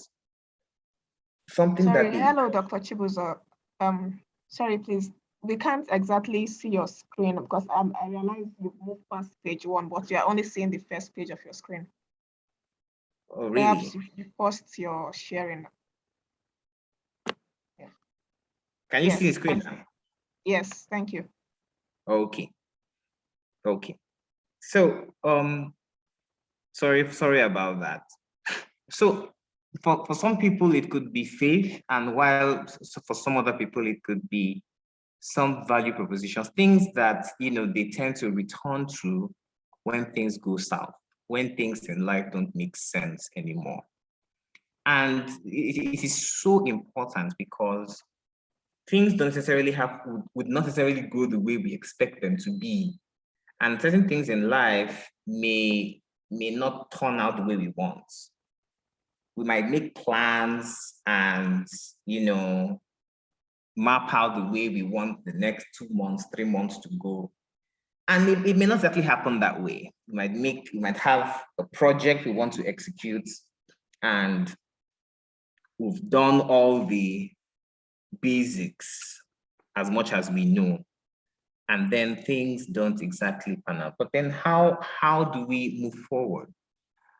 And that is the importance of being a centered person. Not someone that is just moved by any wind, by any, whatever happens on the outside, but someone that knows what exactly he's out to get and has a reason for going for those things. Being that kind of person is very essential because what it does is that you have a source of self-motivation at all times, and self-motivation is so important. Some people just go around looking for motivation, externally. And yes, I mean, at a point, and some of you might have experienced this, at a point you would realize that there's so much external motivations can do for you. There's so much external prompts can do for you. In the end, people will not do the work for you. In the end, people will not settle down to put in the hard work for you. In the end, you'd have to take all that you have heard from every other person and then put them into consideration and do the hard interior self-motivation. And that would come in handy irrespective of the season, irrespective of the time. And it all feeds back to being a centered person.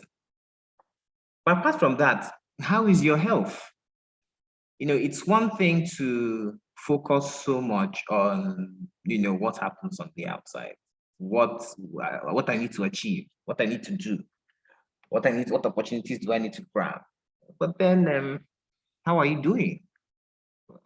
How is your health? Do you take care of yourself? Again, what other interesting things do you all the interesting things characterize you. I have done a couple of scholarship applications, and what they just want to know is, who are you? Are you an interesting person, really, to work with? Are you an interesting person to give this money? Are you an interesting person to, bring on board in this collaboration? And sometimes, I mean, there are many people that have brilliant ideas and all of that, but then, it's very easy for you to make up false representations of themselves or of their work. But then if you're really considering your person, your personality, and how you can, develop yourself to be the kind of person that people would want to collaborate with, people would find interesting. I mean, if you go out there, over here, we're just concerned about the work. There's so much to do. Out there where, so many petty problems have been solved, people just want to meet new people that would interest them and make life fun. Are you considering all of those things about yourself? If you're a physician or a medical student, is it only the medicine?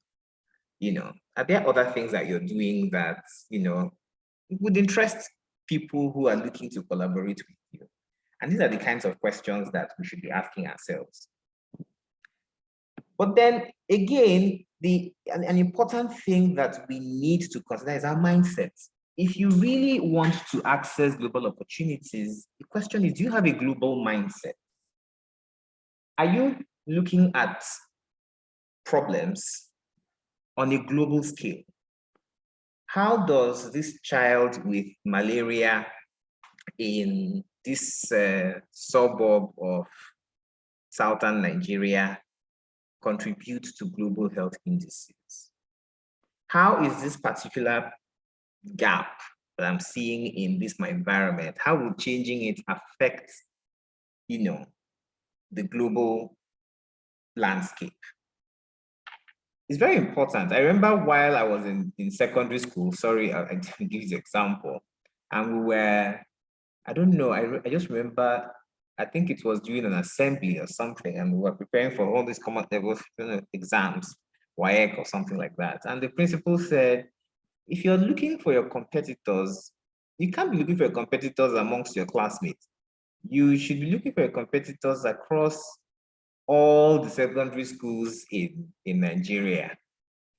And, it's something that, I mean, of course, it has moved on from that for me. But then when you're thinking of problems, when you're thinking of solutions, when you're thinking of ideas that you want to execute, are you thinking of them on a global scale? I mean, I don't mean necessarily planning global projects, but then are you thinking of approaching a problem in such a way that, you're going to make an impact when this is fed into the global scheme of things? It's so important because it can affect how you even approach opportunities. Some people think that, it's only things in Nigeria or, just in Africa that they can access. And the funny part is, you've not even bothered to try to present your idea to an international audience, because there's so much talk now about global health, for example, about bridging gaps, because we can't necessarily talk about global health when you still have aspects of the continent or of the planet, missing out on one thing or the other. And so if I'm approaching my problem, or approaching an opportunity, I should be thinking about how this is going to make an impact globally, about how important this is globally. Another point about mindset is what I was opportune to hear Dr. Linda talk about towards the end of her presentation. And that is, what's the worst that can happen?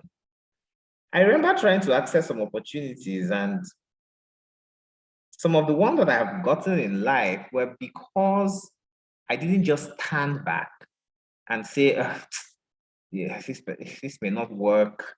This person may not, if I look at the figures, it may not tally. I mean, look at the percentage of people who have, got to applied for this and, lost. Who am I? Where do I, what if this person says, what is the worst that can happen? I got an opportunity while a student, I got an opportunity to do my elective rotations in Chicago. And how did I get that opportunity? Quite frankly, my school wasn't affiliated with the school, and it was clearly a rule stated on the website. And I still applied anyway. I applied, and things seemed to be going smoothly. And then suddenly I get a mail saying, we just realized your school is not affiliated to our institution, and so you can't come on board as a visiting student. And then I said, okay, fine, maybe this one is lost, at least I tried. But then a seminar was going on in my school, and the lecturer said, oh, you students should wait behind and attend this. And some people just leave, doesn't concern us really. But then I decided to wait behind, and lo and behold, the guest speaker is a professor in that institution that I was rejected. And I said, you know what, after this seminar, I'm going to approach this man personally, and I'm going to ask him what he's doing here. Because I mean, if I can't be on your institution's visiting, what are you doing here exactly? And I kid you not, that is the question I asked him. I approached him after the event, and I said, oh, good day, I'm so person, and I applied for this program at your institution, and I was rejected because they said there was no affiliation. And so I was wondering, what are you doing here? And he actually found that question very interesting. Like, oh, wow, almost reading with guilt. Oh, I didn't know, you know what, I'm not in, just here's my email. Just shoot me a mail, and on this day, I'll be back in the institution, I'm going to make inquiries. And that opened up a whole process that led me to getting that opportunity with a physician, and people were surprised by it. And not only did that happen, it opened the door for subsequent students from my institution to get the opportunity in that institution. So what's the worst that can happen? Seizing the opportunities that are out there, what is the worst that can happen? Applying for that program, applying for that funding, what's the worst that can happen? No. Or you don't get it. That's all. That's all. And so we really have to kill self-sabotage. It's a terrible thing. A lot of us do it a lot. Before even putting ourselves out there, we have killed ourselves 100 times over. We have put ourselves in the supposed position of the person who is going to grant us the opportunity. And then we have said, no. I mean, look at me. What do I have? I mean, just this, just that, I mean, look at that other person that got this other thing. He has all over the places, and then we lose a lot of opportunities because of that. We really have to try to not sell ourselves short. And I kid you not, we in Africa and in Nigeria have a lot of potential. And sometimes we can underestimate what we have here. Why? Because maybe we don't have so much technology to boast about, or we do not have, free access to certain things. But the little that what we don't understand is that the little that we're able to make of the slim and mean opportunities that are available, in our environment can mean a whole lot. That position that you're occupying in one small group that you have just, you guys teamed up and formed, last few months and called it something. And you are able to reach, 50, 100 people. That alone can be something really big to someone who is looking from the outside, because you have been able to at least demonstrate impact. So do not self-sabotage. Do not sell yourself short. Apart from not selling yourself short, you should learn to actually sell yourself and the work that you're doing and your interests very well. I know that, some of the collaborations that I've had with people from Harvard and the likes, was just because I was able to sell myself appropriately. And to be honest, this is something I used to find difficult to do. Selling yourself doesn't necessarily mean telling a lie about something. No, you don't have to lie about anything. You just have to say things as they are and focus on the positive aspects of what you're doing, even if it is what you project you will, achieve, and be plain and confident about it. And once you're able to do that, you've sold yourself. You've sold the work that you're doing. So we really have to, I remember just one scenario. I remember I was on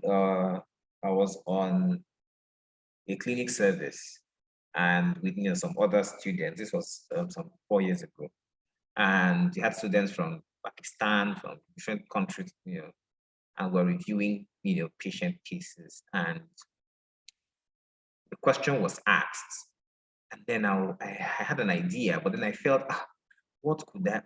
I mean, these people probably know more than me and things like that. You better just give the answer. But there was so much silence, and so I just muffled my answer. I just said, I think this is what should be done. And lo and behold, the consultant just said, oh yeah, what did you say? And then the next person, the Pakistani guy close to me, just repeated what I said. And all the attention went to him. Oh, wow, that's such an interesting idea. We should. And I really felt bad about myself. And I told myself that was not going to happen again. We have a culture in Nigeria where we don't speak. You're so afraid to speak. I mean, people will say you're being disrespectful. People will say, people will shout you down because you've said something inappropriate and all of that. We really have to kill that because, to be honest, our counterparts in other parts of the world don't think like that.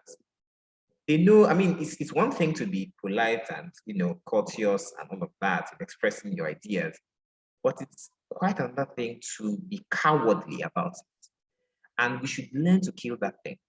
That thing that we are taught the guise of respect and, it doesn't happen in the global space. And so you really have to learn to show up, to speak your mind. Again, you have to be patient with yourself. Really, it's all a whole process. You have to trust the process. You have to be patient with yourself. There's this thing that we do that we compare ourselves to other people, and then we feel that, this person is progressing here, this person is doing that here. Oh my God, I am doing really terribly, and you beat yourself up and things like that. Sometimes there can be long pauses. And if you're not quite patient with yourself, you beat yourself up and get into despair before your next big thing. And so being patient with yourself is so important. Being patient is so important. Trust the process and kill imposter syndrome. Everybody has imposter syndrome. Even the white man and someone who has gone to Harvard or other big institutions still have imposter syndrome. But when you realize that, oh my God, this is what's going on here, you really have to learn to, snap out of it.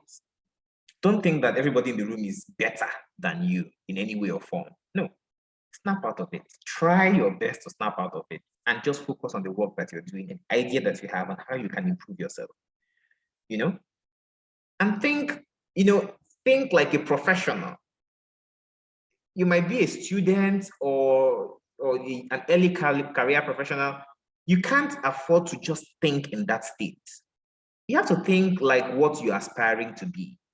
If you want to be someone who has managed many grants and has managed many NGOs and has, start thinking like that person already.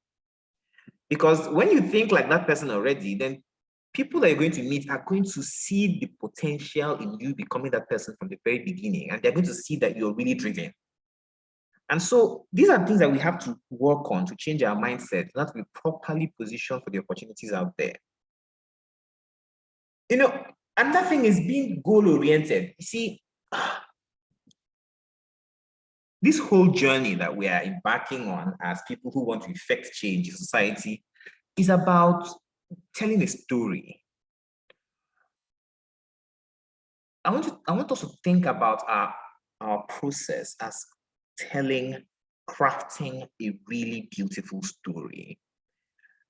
What story am I crafting? What story am I telling? Because this whole process is there's going to be a time where we're going to talk about the journey so far. And it's going to be like a story. If you're going to be applying for funded opportunities outside the country, and they're asking you personal statement of purpose, and all of that, it's basically, okay, so what's your story? And so in the whole process, you should think of yourself as, okay, I'm crafting a story, and take moments to reflect and think back, okay, how is my story so far? What challenges did I have, or do I have now? What opportunities do I have? What opportunities do I have to tackle the challenges that I'm facing? Am I allowing this to beat me down now, or am I approaching this in a way that eventually I'm going to tell the story of how I overcame? You meet stumbling blocks. Challenges, serious challenges that will affect you. But then if you're thinking about it, I'm telling a story, then you can see that you can transform that, that circumstance to something that would be very, very beautiful in the end, no matter how negative it is. It's very important that we should be clear about our goals. We should be clear.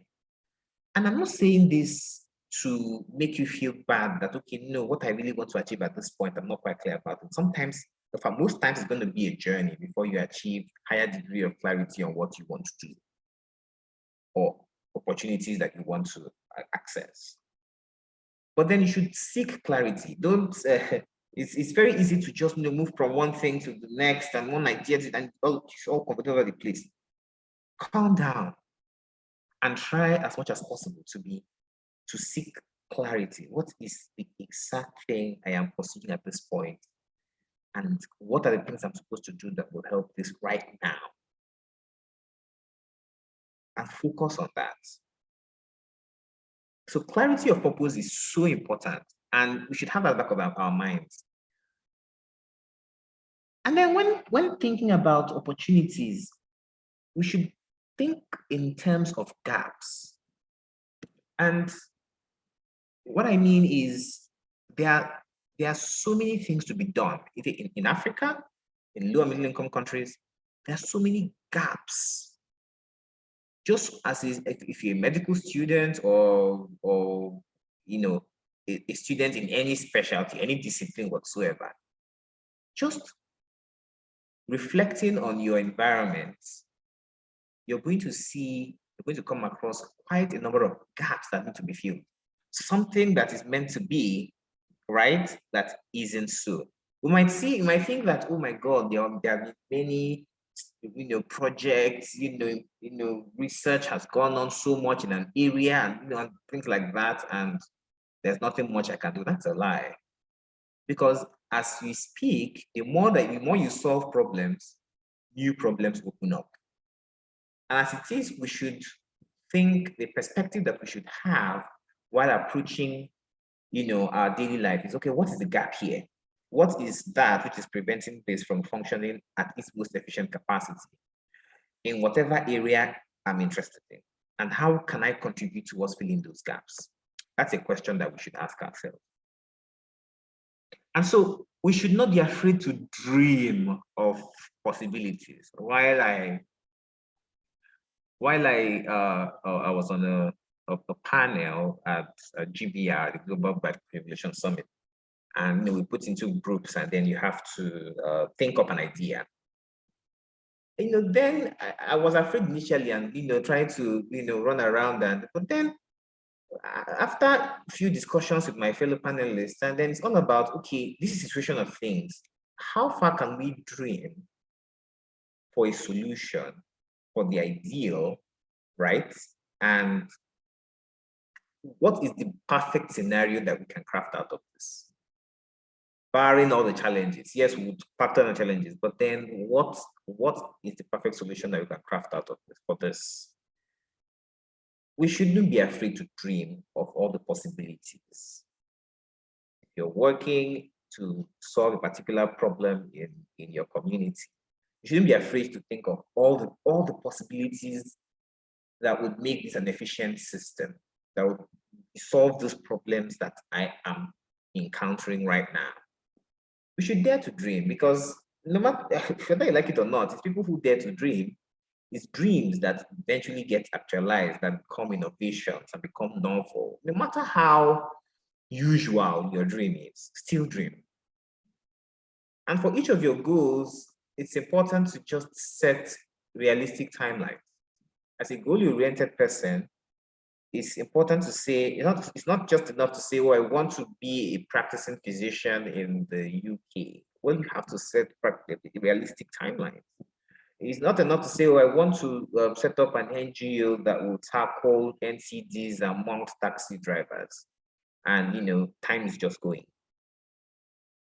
You need to set a timeline that you can, measure your achievements or progress by, right? And we can't underestimate the importance of personal development. Life changes, society changes. We encounter new challenges here and there every year. I mean, just 2 years ago, COVID struck. An entire drift, or like say, not just a drift, but an entire shift was made in the way we view healthcare, in the way we view societal living. A lot of possibilities opened up, and people were ready. There are people who were ready to latch on to those opportunities and seize them. The truth is that we have to stay relevant. Dr. Linda mentioned, the importance of getting skills, some soft skills.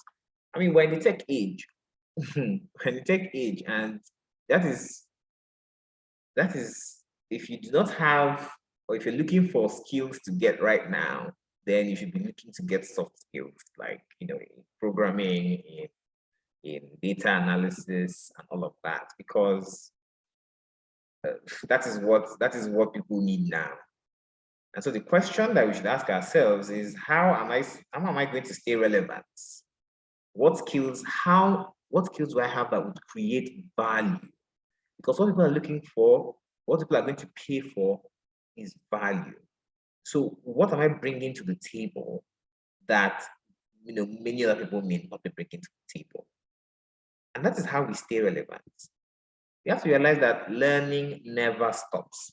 See, there's no time where you get to a point you're the perfect person and everything ends, and so you just relax and enjoy yourself. No, learning never stops. We are continuously on a trajectory of improving ourselves and becoming relevant for the next big thing, right? And at this point, I'd like to, there's no overemphasizing the importance of, the process of, going online, getting access to those courses, those trainings, right? It's so important, because in the end, I mean, now, ASU is on strike, students are home. It's such an opportune moment to fill up this time with a lot of certifications, training, and being better. Because in the end, you might think that, oh no, it's just a FutureLearn course, or it's just a Coursera course, or it's just an DX course. But then once it accumulates, it shows that this person has been on a trajectory of seeking for more knowledge and bettering himself. And that sells more than just a degree, to be honest. At the same time, it's important to also involve ourselves in volunteering opportunities. I mean, I know that Johan does a lot of outreaches and things like that. And there are many other outreaches that people have organized. So why are you not lending your services? Why not partaking of those things? Because it's by participating that you make impacts, or you join someone making impact somewhere. And it's that impact that you're going to use to sell yourself to someone out there who has an opportunity for you. And so at this point, it's important to know that apart from developing yourself and becoming the person that you need to be, it's also important to develop partnerships. And by partnerships, I mean building networks. Dr. Linda mentioned it. I heard her mention it towards the end of her presentation. And it's so important because now it's so easy. What does your LinkedIn profile look like? It doesn't matter what stage of your professional life you are. I like to tell people that your LinkedIn profile is your professionals, your online professional CV. That's what people are going to see. The first thing people are going to see if they are going to connect with you. And to be frank, I've met a lot of young people here, and they quite underestimate what the potential, the global potential of having a LinkedIn account. And I can tell you, just as the colleague that has told you in the last presentation, many of the opportunities I've had, connections that I've built, even while at work here, have been on LinkedIn and Twitter, the professional Twitter space, because there you can interact with anybody freely and tell your idea. Don't get me wrong, people are going to snub you, people are going to not want to hear you, but that shouldn't deter you. I pushed out a publication with a Harvard grad, and now we're acquaintances, and I met him on LinkedIn. I actually just met him on LinkedIn because I went through his profile, I connected, I sent a message, oh, I love your work. I am working on this, and I would be so honored if you're willing to collaborate with me. Now, I had reached out to a couple of people, including a Nigerian graduate who was in the US to collaborate, and got rejection. And this was someone who basically studied in the US and felt this is an opportunity to impact in lower middle income countries, and was willing to collaborate. And so I can't overemphasize the importance of intentionally building networks, going on those pieces and intentionally connecting with people. You may not know, you may not have need for them now. You may not have need for those connections now, right? But then go on there and bring yourself out. The people outside the country, people in the West, they do this a lot. And we might think that they themselves have all that they need, but they do this a lot. They come out, they sell themselves. I'm at this stage of my life now. This is what I have achieved now. So I'm looking forward to, and just put it out there. They are connecting with everybody they think that they would need, whether now or tomorrow. We all should be doing that. Again, there's a need for collaboration. You see, even both local collaborations and international collaborations. You see, partnership is something that I have learned does the work excellently well. And I don't just mean just looking for partnerships with people outside, even in your local environment, right? Showing that you've worked on a team. I've done a couple of applications, and they just want to know whether you're a team person. If you're a team person, if you've demonstrated good evidence that, oh my God, I've worked on various teams and, we've been able to collaborate to get the work done. Partnership for development is a development goal, right? And if you have to demonstrate that in your life, in your work, you've really been able to create and sustain partnerships and collaborations with people. You can't run with an idea solely on your own. Look for people who share this idea. Talk to people about it. It's not, I want to hide this and do it on my own and so that I'm going to get the accolades. That doesn't work. You're not going to achieve a lot with that. Look for people around and talk to them and get them to work with you on your project. And that will bring, if more people are talking about a particular project, it makes for more visibility. Other people outside are going to think that, oh my God, this is the next big thing because, this person talking about it, that person is working on it, this person is doing that. It's so important. Mentorship is important as well. And I know that a lot of people, we approach mentorship in so many terrible ways. But then I want to think of mentorship in two perspectives. Think of mentorship as what mentorship am I going to get from somebody else who is more experienced than I am, and what form of mentorship am I giving to others? Sometimes we think that we want to get to expert professional level before I am able to mentor someone. But that's not true. I can tell you that some international opportunities, they just want to know whether you have a history of, creating impact in someone else, in mentoring someone else. In fact, some people require that they see it on your professional CV, and then at that point, people start saying, no, I organize tutorials here, but then why don't you, what do you do personally? I mean, not just for formality's sake. What do you do personally to contribute to another person's life? If you've worked with people, who in one capacity or another may be beneath you, then I think you would know how to approach people that you want to render the same kind of service, right? And you cannot even think that you can't learn from anybody, even someone who is a mentee of yours. There are many things that I've learned from people who, just come to me and like, oh, I want to learn this from you. And I'm like, sure, okay, let's partner together. Let's work on this together. And I end up learning a couple of things from them as well. It's all about partnership, right?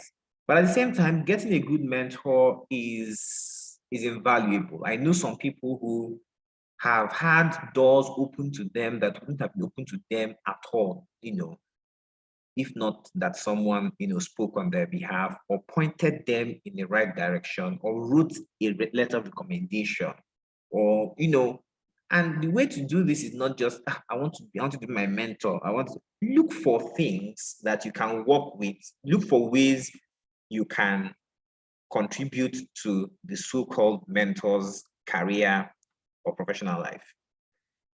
If you want to work in an NGO space and you have someone who has this big NGO you want to learn from, how can you help this person? And that is the way the person is going to, really see you as someone of value. I mean, yes, there's a downside to it. There's this tendency for it to be utilitarian. And there are many people who are going to exploit you and use you and things like that. It's also important to know when to cut off from those.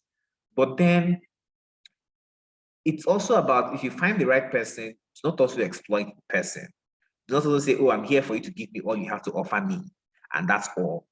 The question you should ask when approaching someone, a possible mentor, is how can I contribute to this person's life and career? I want a mentor in a research space. Is this person working on any research I can help him with?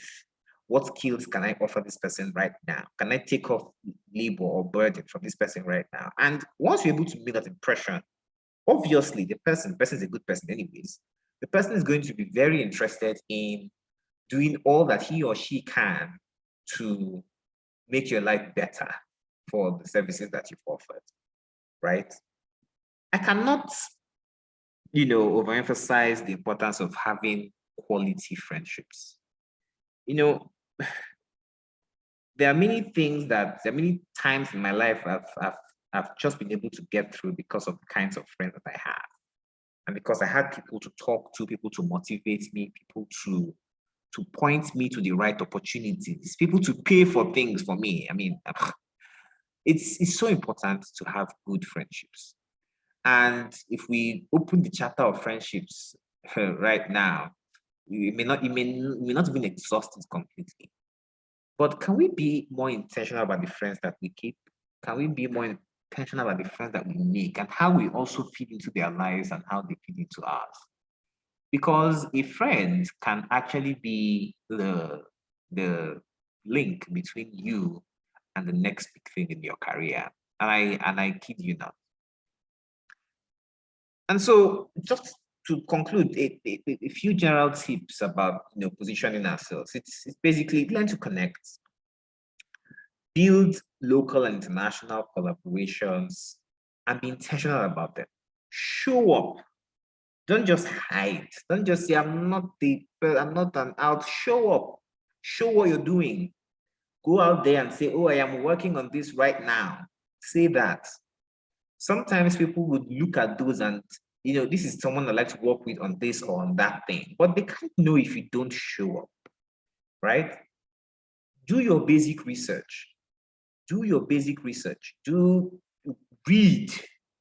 If you've identified an area that you want to fill a gap, don't think that you should have the knowledge ab initio.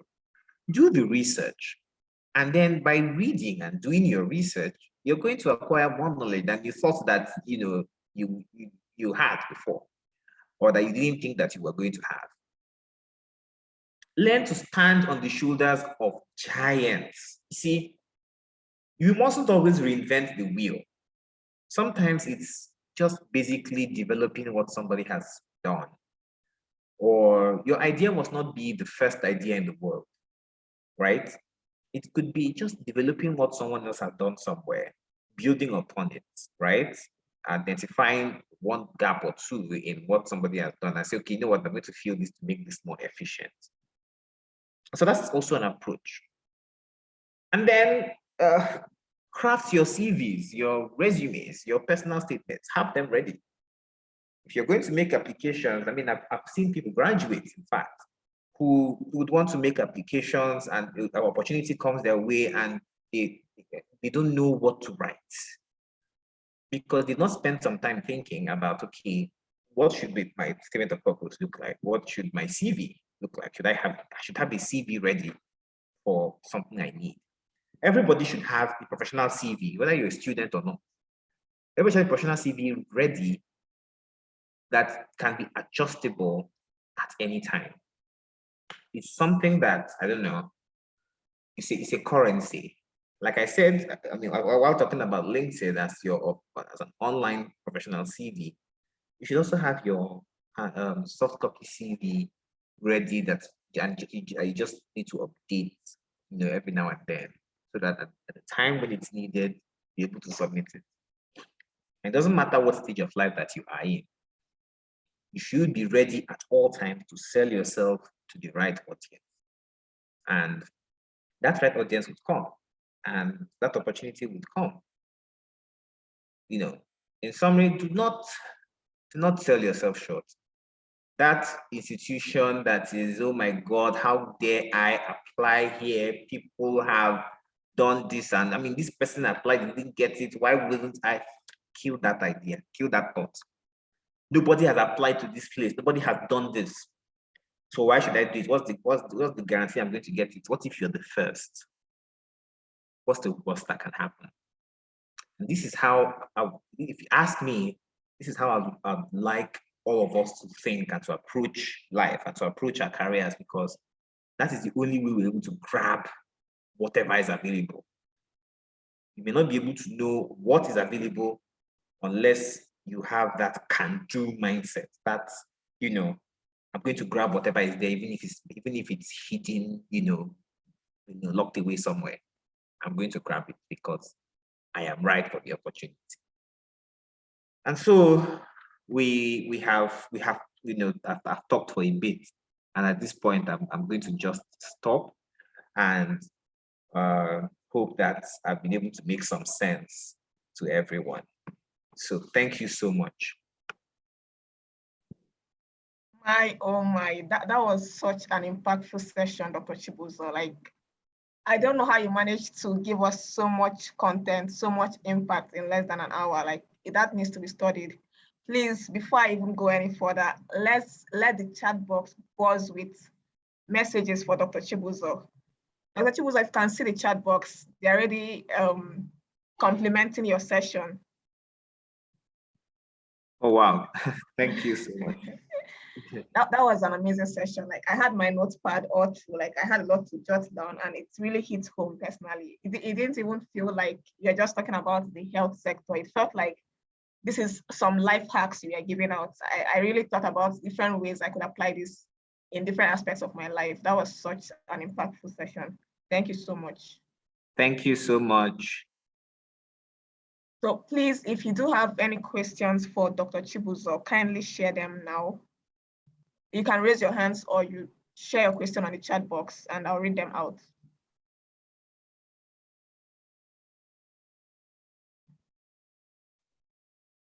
Okay, we are saying thank you, sir, thank you, doctor. A lot of a lot of amazing messages here for you. Please, if you have questions. Okay, someone, Shamaka, you have your hands up. You can unmute yourself. Yes. Good evening, everyone.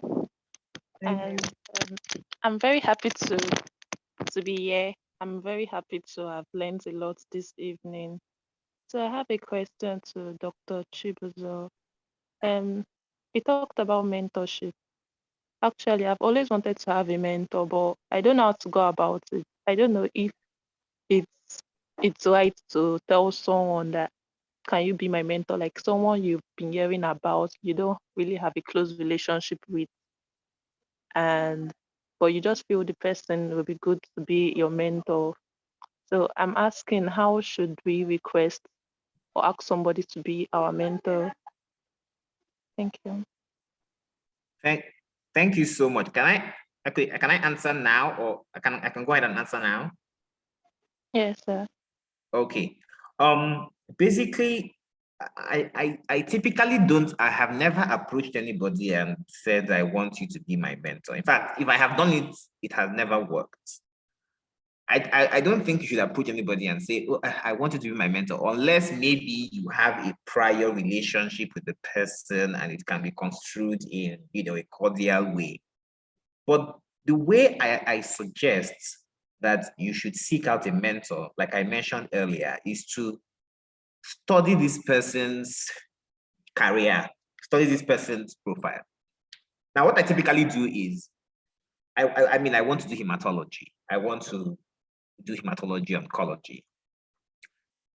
And when I go on LinkedIn, for example, or when I meet people in Nigeria, I'm thinking of that specialty, I'm looking at what work are they doing, right? What have they done in the past, right? I'll give you a typical instance. I made a recent connection with someone in the US, and it was off LinkedIn. I'm currently working on a project with this person, and I just met this person last month. Basically, what I did was I saw this person's post about patient-reported outcomes on LinkedIn, and I felt, this is interesting. I have come across this before. I mean, this is something that is very crucial in the hematology space. And I checked this person's profile, and this person was a top person. And what I did was, I figured, can I work on this person's idea in my local environment, right? Can I do patient-reported outcomes in the oncology space in Nigeria? And what gaps, what have been done in Nigeria and what has not been done? And so when I asked myself that question, I said, okay, why don't I, go ahead and, do a project on this? I discussed with a few friends. And after we discussed the feasibility of that, I approached this person online, connected, introduced myself and said, oh, I saw your work on this and I really liked it, and I'm working on this right now. And it would be an honor if you would, collaborate with us on this. And the person goes, oh yeah, awesome. I'd like to collaborate. And these are my terms. Sure, awesome. And that's how it is. Now I'm connected with the person on LinkedIn, on Twitter, and we have conversations that are not even related to the project. So it's about, what can I contribute? How can I, contribute to this person's line of work, especially if it's, if it's in line with what I want to do. If I'm looking for a mentor for a career, that means this person's career is something that relates to what I want to do, right? Then I'm supposed to go and study this person. What's the person working on? And how can I help this person, right? Even if it's at the very minimum, oh, I learned you're working on this. I'm really interested in this, and I'd like to help you in doing this work or that work. And that alone can, make the person really interested in you, especially if you're able to do the work and deliver.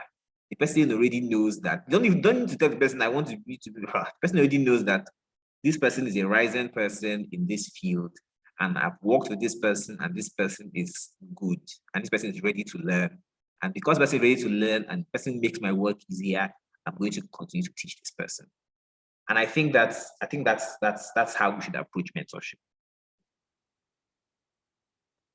Thank you, sir. I got All it. right. Thank you. Thank you, Dr. Chibuzo. Noella, you had your hands up. I don't know if you still have something to say or a question to ask. Please go ahead. Good evening, sir. Good evening. Sorry, I wanted to ask if you were open to mentoring somebody initially, but then when you now explained to her, I don't know, I didn't feel like I was following the right direction like you pointed out. So that was why I had to put my hand down. But by the way, somebody wants to ask a question. She left the meeting because she had to anchor another meeting. So I don't know if I could drop the question in place of her. Sure. Okay, sir. Sure. Okay. So she said, like, okay, her question goes like, she said, how do we meet mentors? Like, how do we get them to mentor us? People we see and want to be like them. Because I personally can't navigate this thing on my own. That's what she said. Yeah. Yeah, it's just basically what I just said. You know, you want a mentor, well, you have to do the work. The work is studying your mentor, identifying something that you can contribute in that potential mentor's career. Really, it almost always works, except the person is not a good person. If someone approaches me and says, "Oh, is there any research you're working on? I'd like to help, you know, or collaborate with you. There's something that you really need." Already, I have the person in my mind. Because when I have work to do and I need collaboration, I would very easily call up the person, and in the process, the person can learn a lot of things from working with me. And that's how I also have learned to, you know, work with people like customer mentors. I do work for them, right? Especially work that's relevant to me. You know, you need to, don't be afraid of approaching people. You know, we have to kill that thing in the African context. You know, we see our professors, our lecturers, people who are CEOs of firms, we see them as, you know, some kind of gods who can't approach. Oh my God, if we open our mouths and talk, they talk back to us, we would enter the ground. You have to kill that thing. There is no such thing. If someone does that to you, the person is a bad person. It's not you at all, right? We shouldn't be afraid of walking up to someone, no matter how high up the person is in accolades, and saying, you know, of course, we do our due diligence and, you know, study the person's work and, you know, identify areas and just speak to the person. Oh, I read this about you. I studied that about your work. It has caught my interest, and I wouldn't mind, you know, I would really love to work with you on this if there's any opportunity whatsoever. You don't know what those doors, what that tells the person, first and foremost, that this is an ambitious person, someone that knows how to do due diligence. And this is someone that, you know, if I work with, I can make the person better because the person already has demonstrated the person wants to be better, right? And that's really how to go about these things, if you ask me. Okay, thank you, sir. Yeah. All right, thank you for that, Dr. Chibuzo. Someone dropped a question on the chat box. That's from Moyo. She said, you talked about making connections. Since we are in a digital space, how can we build connections or partnerships on a virtual space? Oh, yes. So, I mean, it's so easy on the virtual space, right? It's so easy. It's as easy as just clicking the connect button on LinkedIn or a follow button on Twitter and sending a direct message, right? Personally, I make connections, first of all, so that I can see what this person is all about, right? I send a connection request on LinkedIn. I'm almost always on LinkedIn. I send a connection request on LinkedIn because I want to see this person's feed. It might be just a follow. I want to see the person's feed and see what the person is working about and working on, and, you know, what the person talks about and all of that. And once I see something that catches my interest, once I see an avenue, an opening for me to collaborate with this person, I latch onto it. So it's, first of all, spreading your nets, casting your nets into the sea and gathering so many people, of course, intentionally, you know, not just everybody, but people who have similar interests as you do. send those connection requests, right? First of all, develop your CV, develop your profile, send connection requests far and wide, to people that what they're working on catches your interest. And then study or follow what they post, right? Learn from what they are doing, the work they're doing. And once you see that there's something that you can contribute to what they're doing, by all means, send the message. The worst thing that will happen is the person would not be and not reply, or the person would say, you know what, I'm not willing to collaborate, but usually people are not that mean. So send that message. I believe I can work with you on this. It doesn't matter whether you are in the suburbs of Imo State or whether you have access to the internet, you can work with anybody, quite frankly. So in digital space, things have been made easier. So send a connection request, study this person's work. It's not necessarily active studying, passively.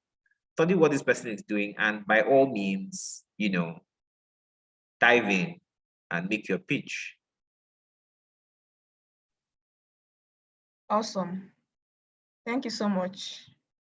Okay, she says thank you for that answer. Welcome. All right, before I move on, someone's hand is up, but before I move on, kindly check the chat box. We've sent the link to the survey form where you can fill so that you can hand your certificates for this program. So fill the survey form while you're here for your certificates. Priska, you have your hands up. You can unmute yourself and ask your question. Yes, thank you.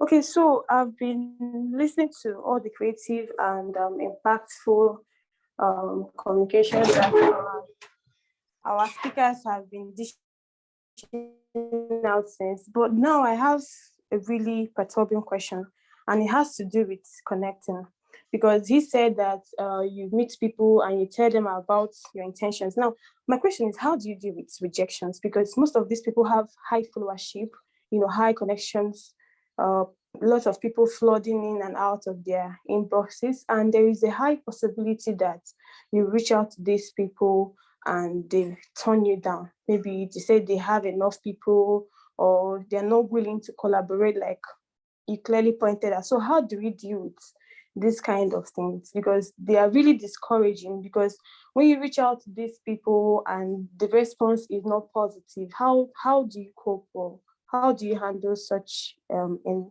kind of situation? Thank you. Yeah, it's a very, very beautiful question. The simple answer is expect it. Expect that rejection. You see, if you expect a rejection, if you expect that it's possible that this person wouldn't even answer my message, then when it happens, you're probably not going to be disturbed too much by it. To be honest, some of these people may not actively be checking their messages, right? Or, all of that. But still, even if the case is that someone, right, is just not interested in what you have to offer, or whatever you might even want to see that you've not even said yet, expect it and move on, right? I told you of a typical example. I was working on a study amongst sickle cell disease pediatric patients, and I said I want to collaborate with someone abroad on this. And so I wanted to do some sophisticated statistical analysis, and I said, okay, I'm going to go on LinkedIn, and I see this man that graduated from my school and is in some top university in the US. And I sent a connection request, the same thing. I sent the message and that. The man read my message and didn't even reply. And the same message I sent to a new connection, different connection, who has no tie to my institution whatsoever, and who, in fact, there's nothing tying both of us together in any way or form. I send the same message to this person randomly and say, oh, I see you worked on this. I'm working on this now, and it would be nice if we collaborate. And the person says, awesome, great. I am so willing to collaborate. And so the point I'm trying to make is, do not allow rejections get to you, especially in the digital space, right? It's a whole sea of information moving all around the place. And quite frankly, that person that might be rejecting you now may not reject you by the time, in a few months' time, because you've spent some time to working on yourself and not allowing rejections to pull you down, right? As you spend time working on yourself and you're making connections, you're not just pausing your life for this particular connection to reply me, or this 200 people who have not answered my messages or connection requests to answer me. No, you keep moving on. It gets to a point where those people will be the ones sending you the connection requests. So do not take rejections to heart. I think that's the best way. Expect them. Even till now, there are people who don't reply my messages, right? Especially even when I'm talking about something sophisticated, it's always going to happen, right? We should not allow our egos to be bruised that much. Just, it's a free space. So expect it and move on.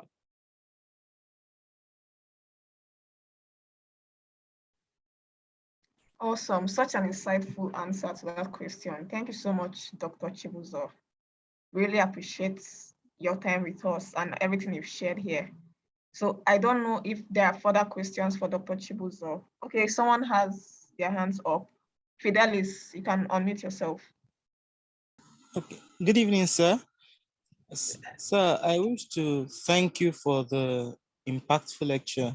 My question is, you mentioned something about online CV or software receiver, and I want to ask, what are the kinds of things that are worthy of being on this CV? You mentioned something like we should sell ourselves, and so there are different skills and things one could have, but then I don't think it's everything that one will be putting on the CV. And so how do we judge these particular things we have done, like that we'll say that, yes, this is worthy of being on our CV, and it will be able to market us in the goals we ourselves, because I believe that everybody has different goals and they have different things they want to do in life.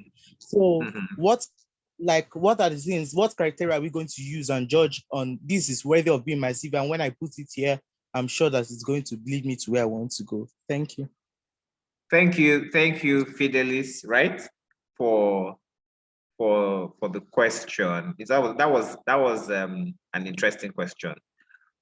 So first of all, I for everyone, I don't like to be called sir. We're all colleagues, and so you can call me Chibuzo, or if you feel comfortable putting the doctor in front, I'm not particularly keen on it. But to your question, have a CV that has every single thing that you've done and that you're working on. Have that CV there. In fact, your LinkedIn profile, for example, should have everything that you've done, no matter how significant you consider it, no matter how insignificant you consider it to be. Even if you have a Microsoft Word document or PDF document for your CV, you should have every single thing. Oh, I did an outreach with University of Nigeria Medical Association for people to give tetanus vaccines. It should be there. Even if it lasted 2 hours, it should be on your CV. Now, what you now do is, as you encounter opportunities, you can now, narrow down your CV per that opportunity's requirements, right? You can now create a copy and say, okay, these people are looking for this, so I'm going to select these aspects of my CV and then, include it in a separate draft to send to them, right? So, but it's very important that you have everything documented. If you do something, go and update it immediately. You get, especially as you're still developing in your career, because you don't know where the wind is going to blow you in the end. You don't know that thing that you're considering that is so insignificant right now might be a significant add-on to some opportunity that is looking to bridge gaps in that particular area, right? So your LinkedIn profile, for one, should have every single thing. There's space. Your soft copy CV, either in a Word or PDF document, you should have a Word document that you keep updating. You should have every single thing that you've done. Then if you're now going to apply for an opportunity and they say, okay, we want 2-page this, and we are looking for people who are like this, who have done that. You can now sieve out your CV, sieve out the things that are relevant. Of course, there are things that are constant, like your education, and all of that. But then all of that things that they're now looking for, you now highlight them and send to these particular people. But for people who are meeting you cold on the digital space, they should see everything you've done, because you don't know which one will catch their interest. That's what I would say. I hope that answers your question, Phyllis. Yes, doctor. Thank you so much. Thank you. Sure. All right. Thank you so much. We can't thank you enough, Dr. Chibuzo, for your time with us this evening. Really appreciate you. Thank you once more. Thank you so much. It's been awesome being with you all. All right, so let's give Dr. Chibuzo our parting words before we move over to the next session, which is our Congress stroke feedback session, and then we close up. So for those who are planning to go and watch the march tonight, just relax. We are about to round off this summit tonight. In less than 20 minutes, we'll be done. So relax, you will still meet up with the march, okay? Let's just have a brief chat and some conclusion. So while this is going on, I hope you filled our form, the survey form that is being shared on the chat box. Kindly fill your survey form so that you get your certificate. And this is the time for interaction. Let's chat. You are here yesterday and you're here today. 4 whole sessions plus the story sessions where the different directorates came to share the Johan story and all that Johan is all about and what we've been up to. So now we want to hear from you. What have you learned? What questions do you have for the Johan team? What are your concerns? And all of that, just share with us. What have you learned so far? I want to know those who have been following up. Who knows, you might go home with something tonight. Let's hear from you. So you can raise your hands if you want to say something or use the chat box. While that is going on, kindly fill the survey form on the chat box. And also, I want to use this opportunity to make an announcement. As at yesterday, when the different directorates came to share the projects and the works that has been going on at Johan, some people indicated interest to volunteer. So if you're interested in volunteering for Johan, you can signify your interest on the WhatsApp group. There's a WhatsApp group for those who registered for this summit. So you signify your interest on the WhatsApp group and we'll get to you. All right, so please let's get this place interactive while we gradually close up for this summit. It's been an immense and impactful 2 whole days. You can't tell me that you didn't go home with anything. It's not even possible. So let's share, let's talk. What have you learned? What are your plans after all these that have been shared from the different speakers? What do you have in mind? What are projects you're working on? Who knows, you might find someone you want to collaborate with. So let's get here buzzing with conversations. Kindly raise your hands or drop your chat on the chat box.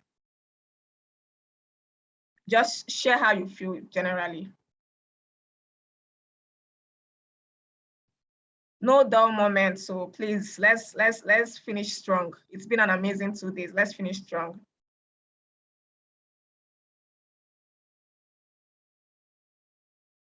I'm expecting to see your hands up. I'm expecting to see the chat box buzzing.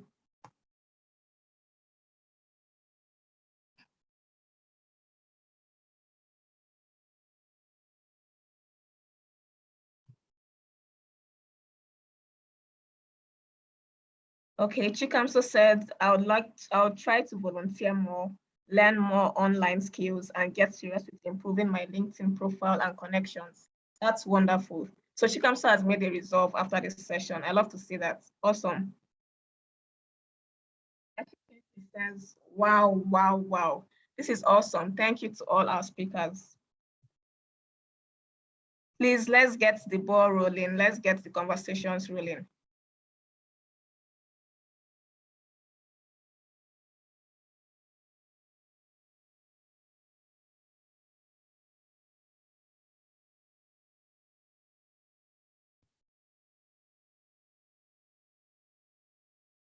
God bless all our speakers, definitely.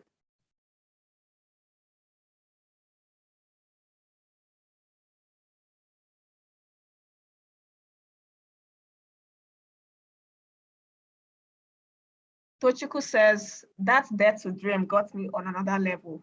Morale, morale, they're extremely high now. I love that. That's the energy. Awesome, awesome.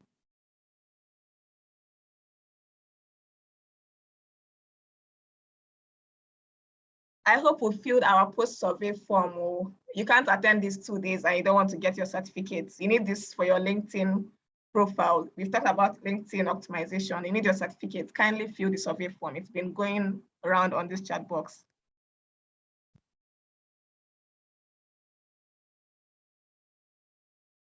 Rahimot says, I say a very big thank you to all of the speakers. Even as a law student, I have learned a lot, especially from Dr. Chibuzo. Wow, we have a law student in our midst. Awesome. Yes, I would agree. Dr. Chibuzo's session was such an all-round session. It doesn't even matter what field you are in. Okay, Stephanie says, well, I am one person who fears rejection so much, so I prefer not to even reach out for collaborations. But after listening to the speakers this evening, oh, sorry, I think I missed that.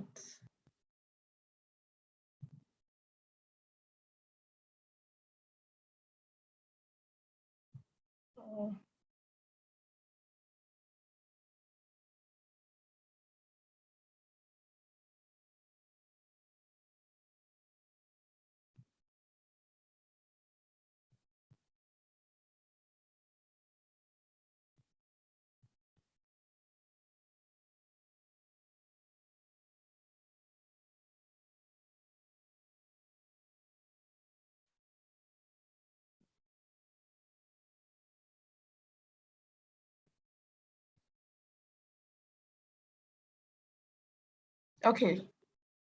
So I was reading Stephanie's comment. Stephanie said, well, I am one person who fears rejection so much, so I prefer not to even reach out for collaborations. But after listening to the speakers this evening, I will try to do more.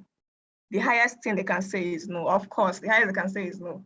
I love that we are making a resolve after this summit. It's good to see that our time didn't go to waste. Divine says, ecstatic and extremely grateful. I've been postponing working on my LinkedIn profile for so long. This was the wake-up call I needed. Awesome.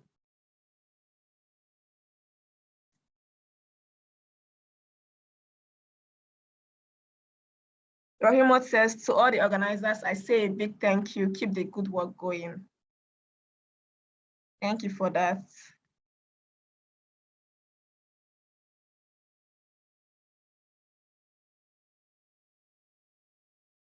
Awesome summit. The organizers did a great job. Thumbs up. Thank you for that remark, Stephanie.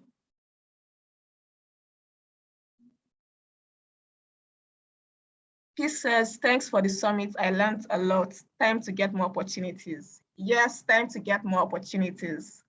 There's no sleeping on a bicycle.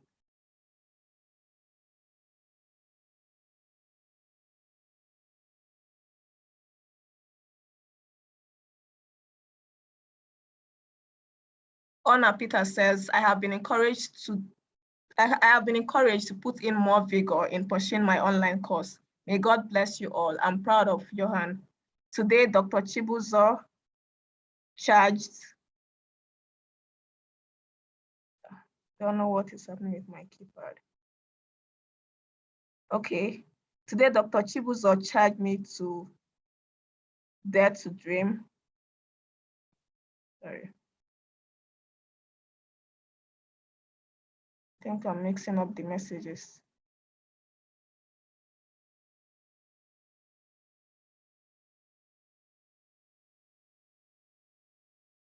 Okay. Anna Peter says, I have been encouraged to put in more vigor in pursuing my online course. May God bless you all. I'm proud of Johan. Today, Dr. Chibuzo hides everything in me. Dare to dream, create good friendship and connection. Never sell yourself less. Awesome. I'm glad you're really charged this evening. And I hope it doesn't end here. I hope this inspiration doesn't just die this weekend. I hope we keep carried on and go on with our plans, our projects, and just sell ourselves and push ourselves out more. What's the worst that can happen? Rahima says, talking about LinkedIn in this summit is a wake-up call because I have been procrastinating. Okay, this is your call to stop procrastinating. It has never helped anyone. Vivian Chiamaka says, I feel very inspired after this session. I am someone who usually finds 1,000,001 reasons not to embark on missions. But with that quote, dare to dream, the fire in me has been ignited. Less excuses, more work. Thank you to all our speakers. Thank you, Johan. Wonderful. I'm really happy seeing these comments. Really, really wonderful. Nesoma says, this summit was amazing, beautiful. However, I also love the volunteering opportunity, definitely putting myself in on that. Absolutely love this. It's a great vision. However, I'm thinking about something like an accountability group or session regularly. How possible is it? Thank you so much for this wonderful feedback, Mesoma. And we'll look into that. We'll consider the accountability session. If you're still on the WhatsApp group, we'll keep on communicating, definitely.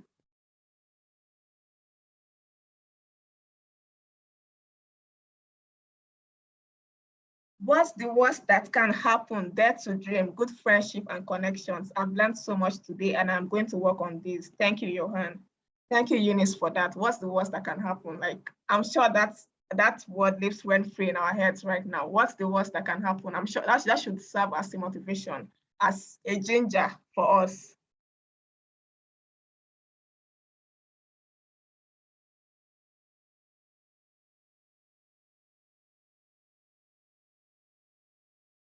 I'm telling you, Grace says, literally, it's what's the worst that can happen for me. Honestly, that's the highlight for me. What's the worst that can happen?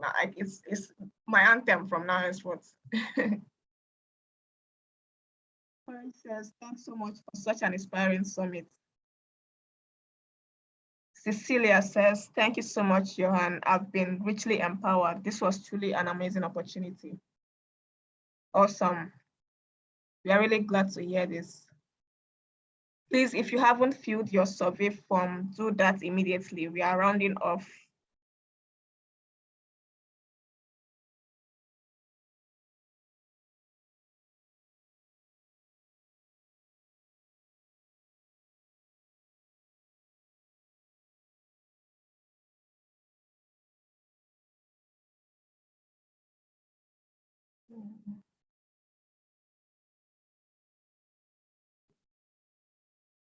So nobody wants to use the mic. A lot of people are using the chat box. Nobody wants to speak up before we finally.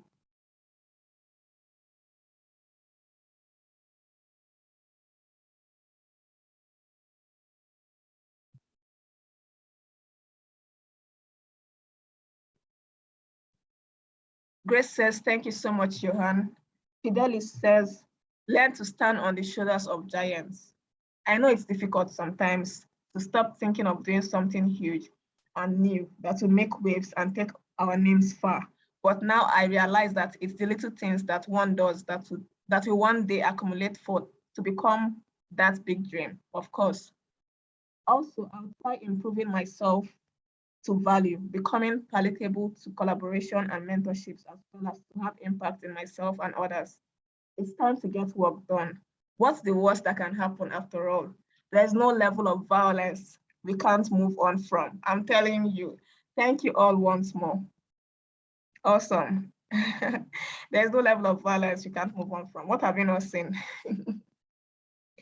Regina says, yes, I've definitely been saying what's the worst that can happen, and don't sell yourself short. Thank you, Johan. At least we all have one phrase to go home with. In fact, let's just preach the message. It's our mantra now. What's the worst that can happen?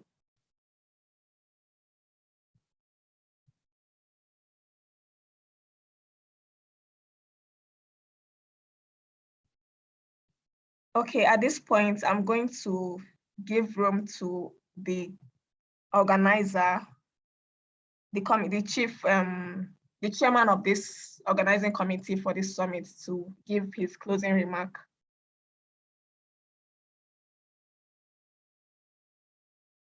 So I'm calling on Chibi Fem to speak with us as we close up.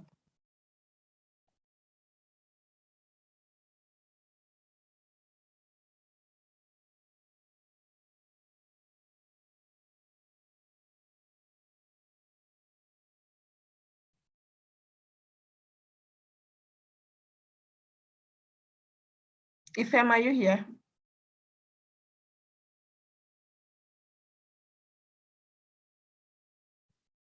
Yes, I am. Okay, all right. Let's get our final words from you, Mr. Chairman, sir. I'm really short of words. I think out of all of us here, I think I have learned the most. I've learned the most.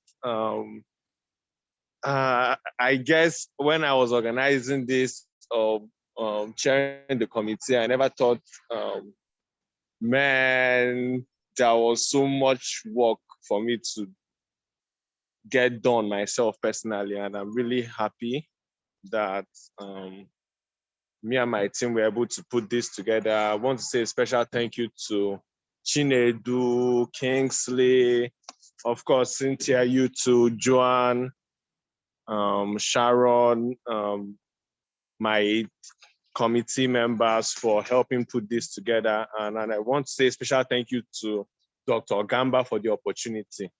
Yes, Dr. Gamba is my own mentor. So as you can see, I think I've made a step in the right direction.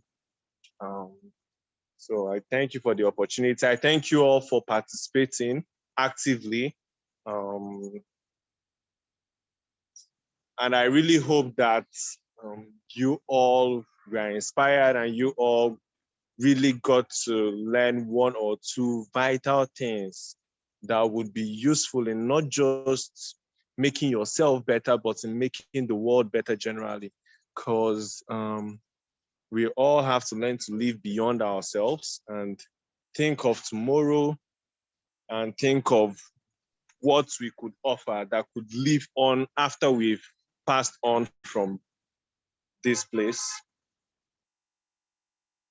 I really thank you all for bringing out your time to be here. And of course, like we told you, there'll be certificates being handed out after this. So please try to follow the survey link on the chat box and fill the survey form so we could get your certificates to you. And of course, this is also a quarterly summit. So definitely there'll be another one, say September. Hopefully, if the strike is called off and all things being equal, we hope that would be a physical summit. So please tell your friends about Johan. We'll also be making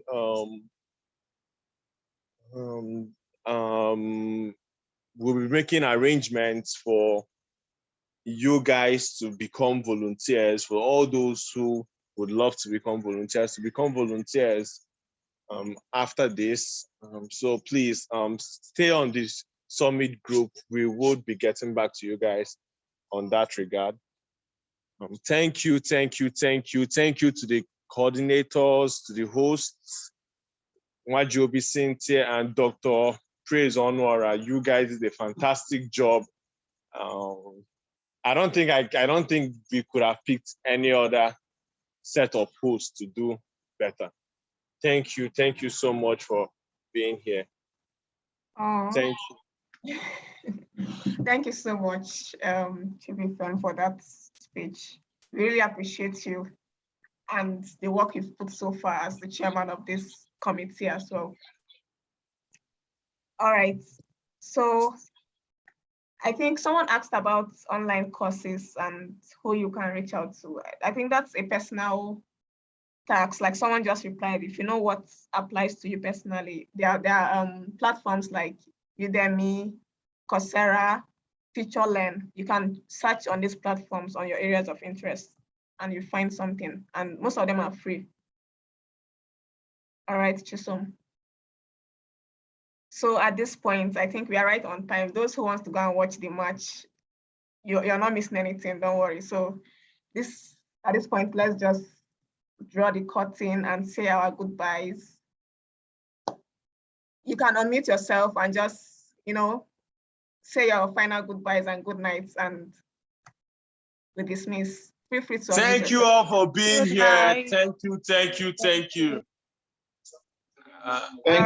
for having us. As you go, please Thank remember you. to Hala Madrid. Remember to Hala Madrid. Thank you. Hala Liverpool. Hala Madrid. Yes, baby, you're right. You see no man.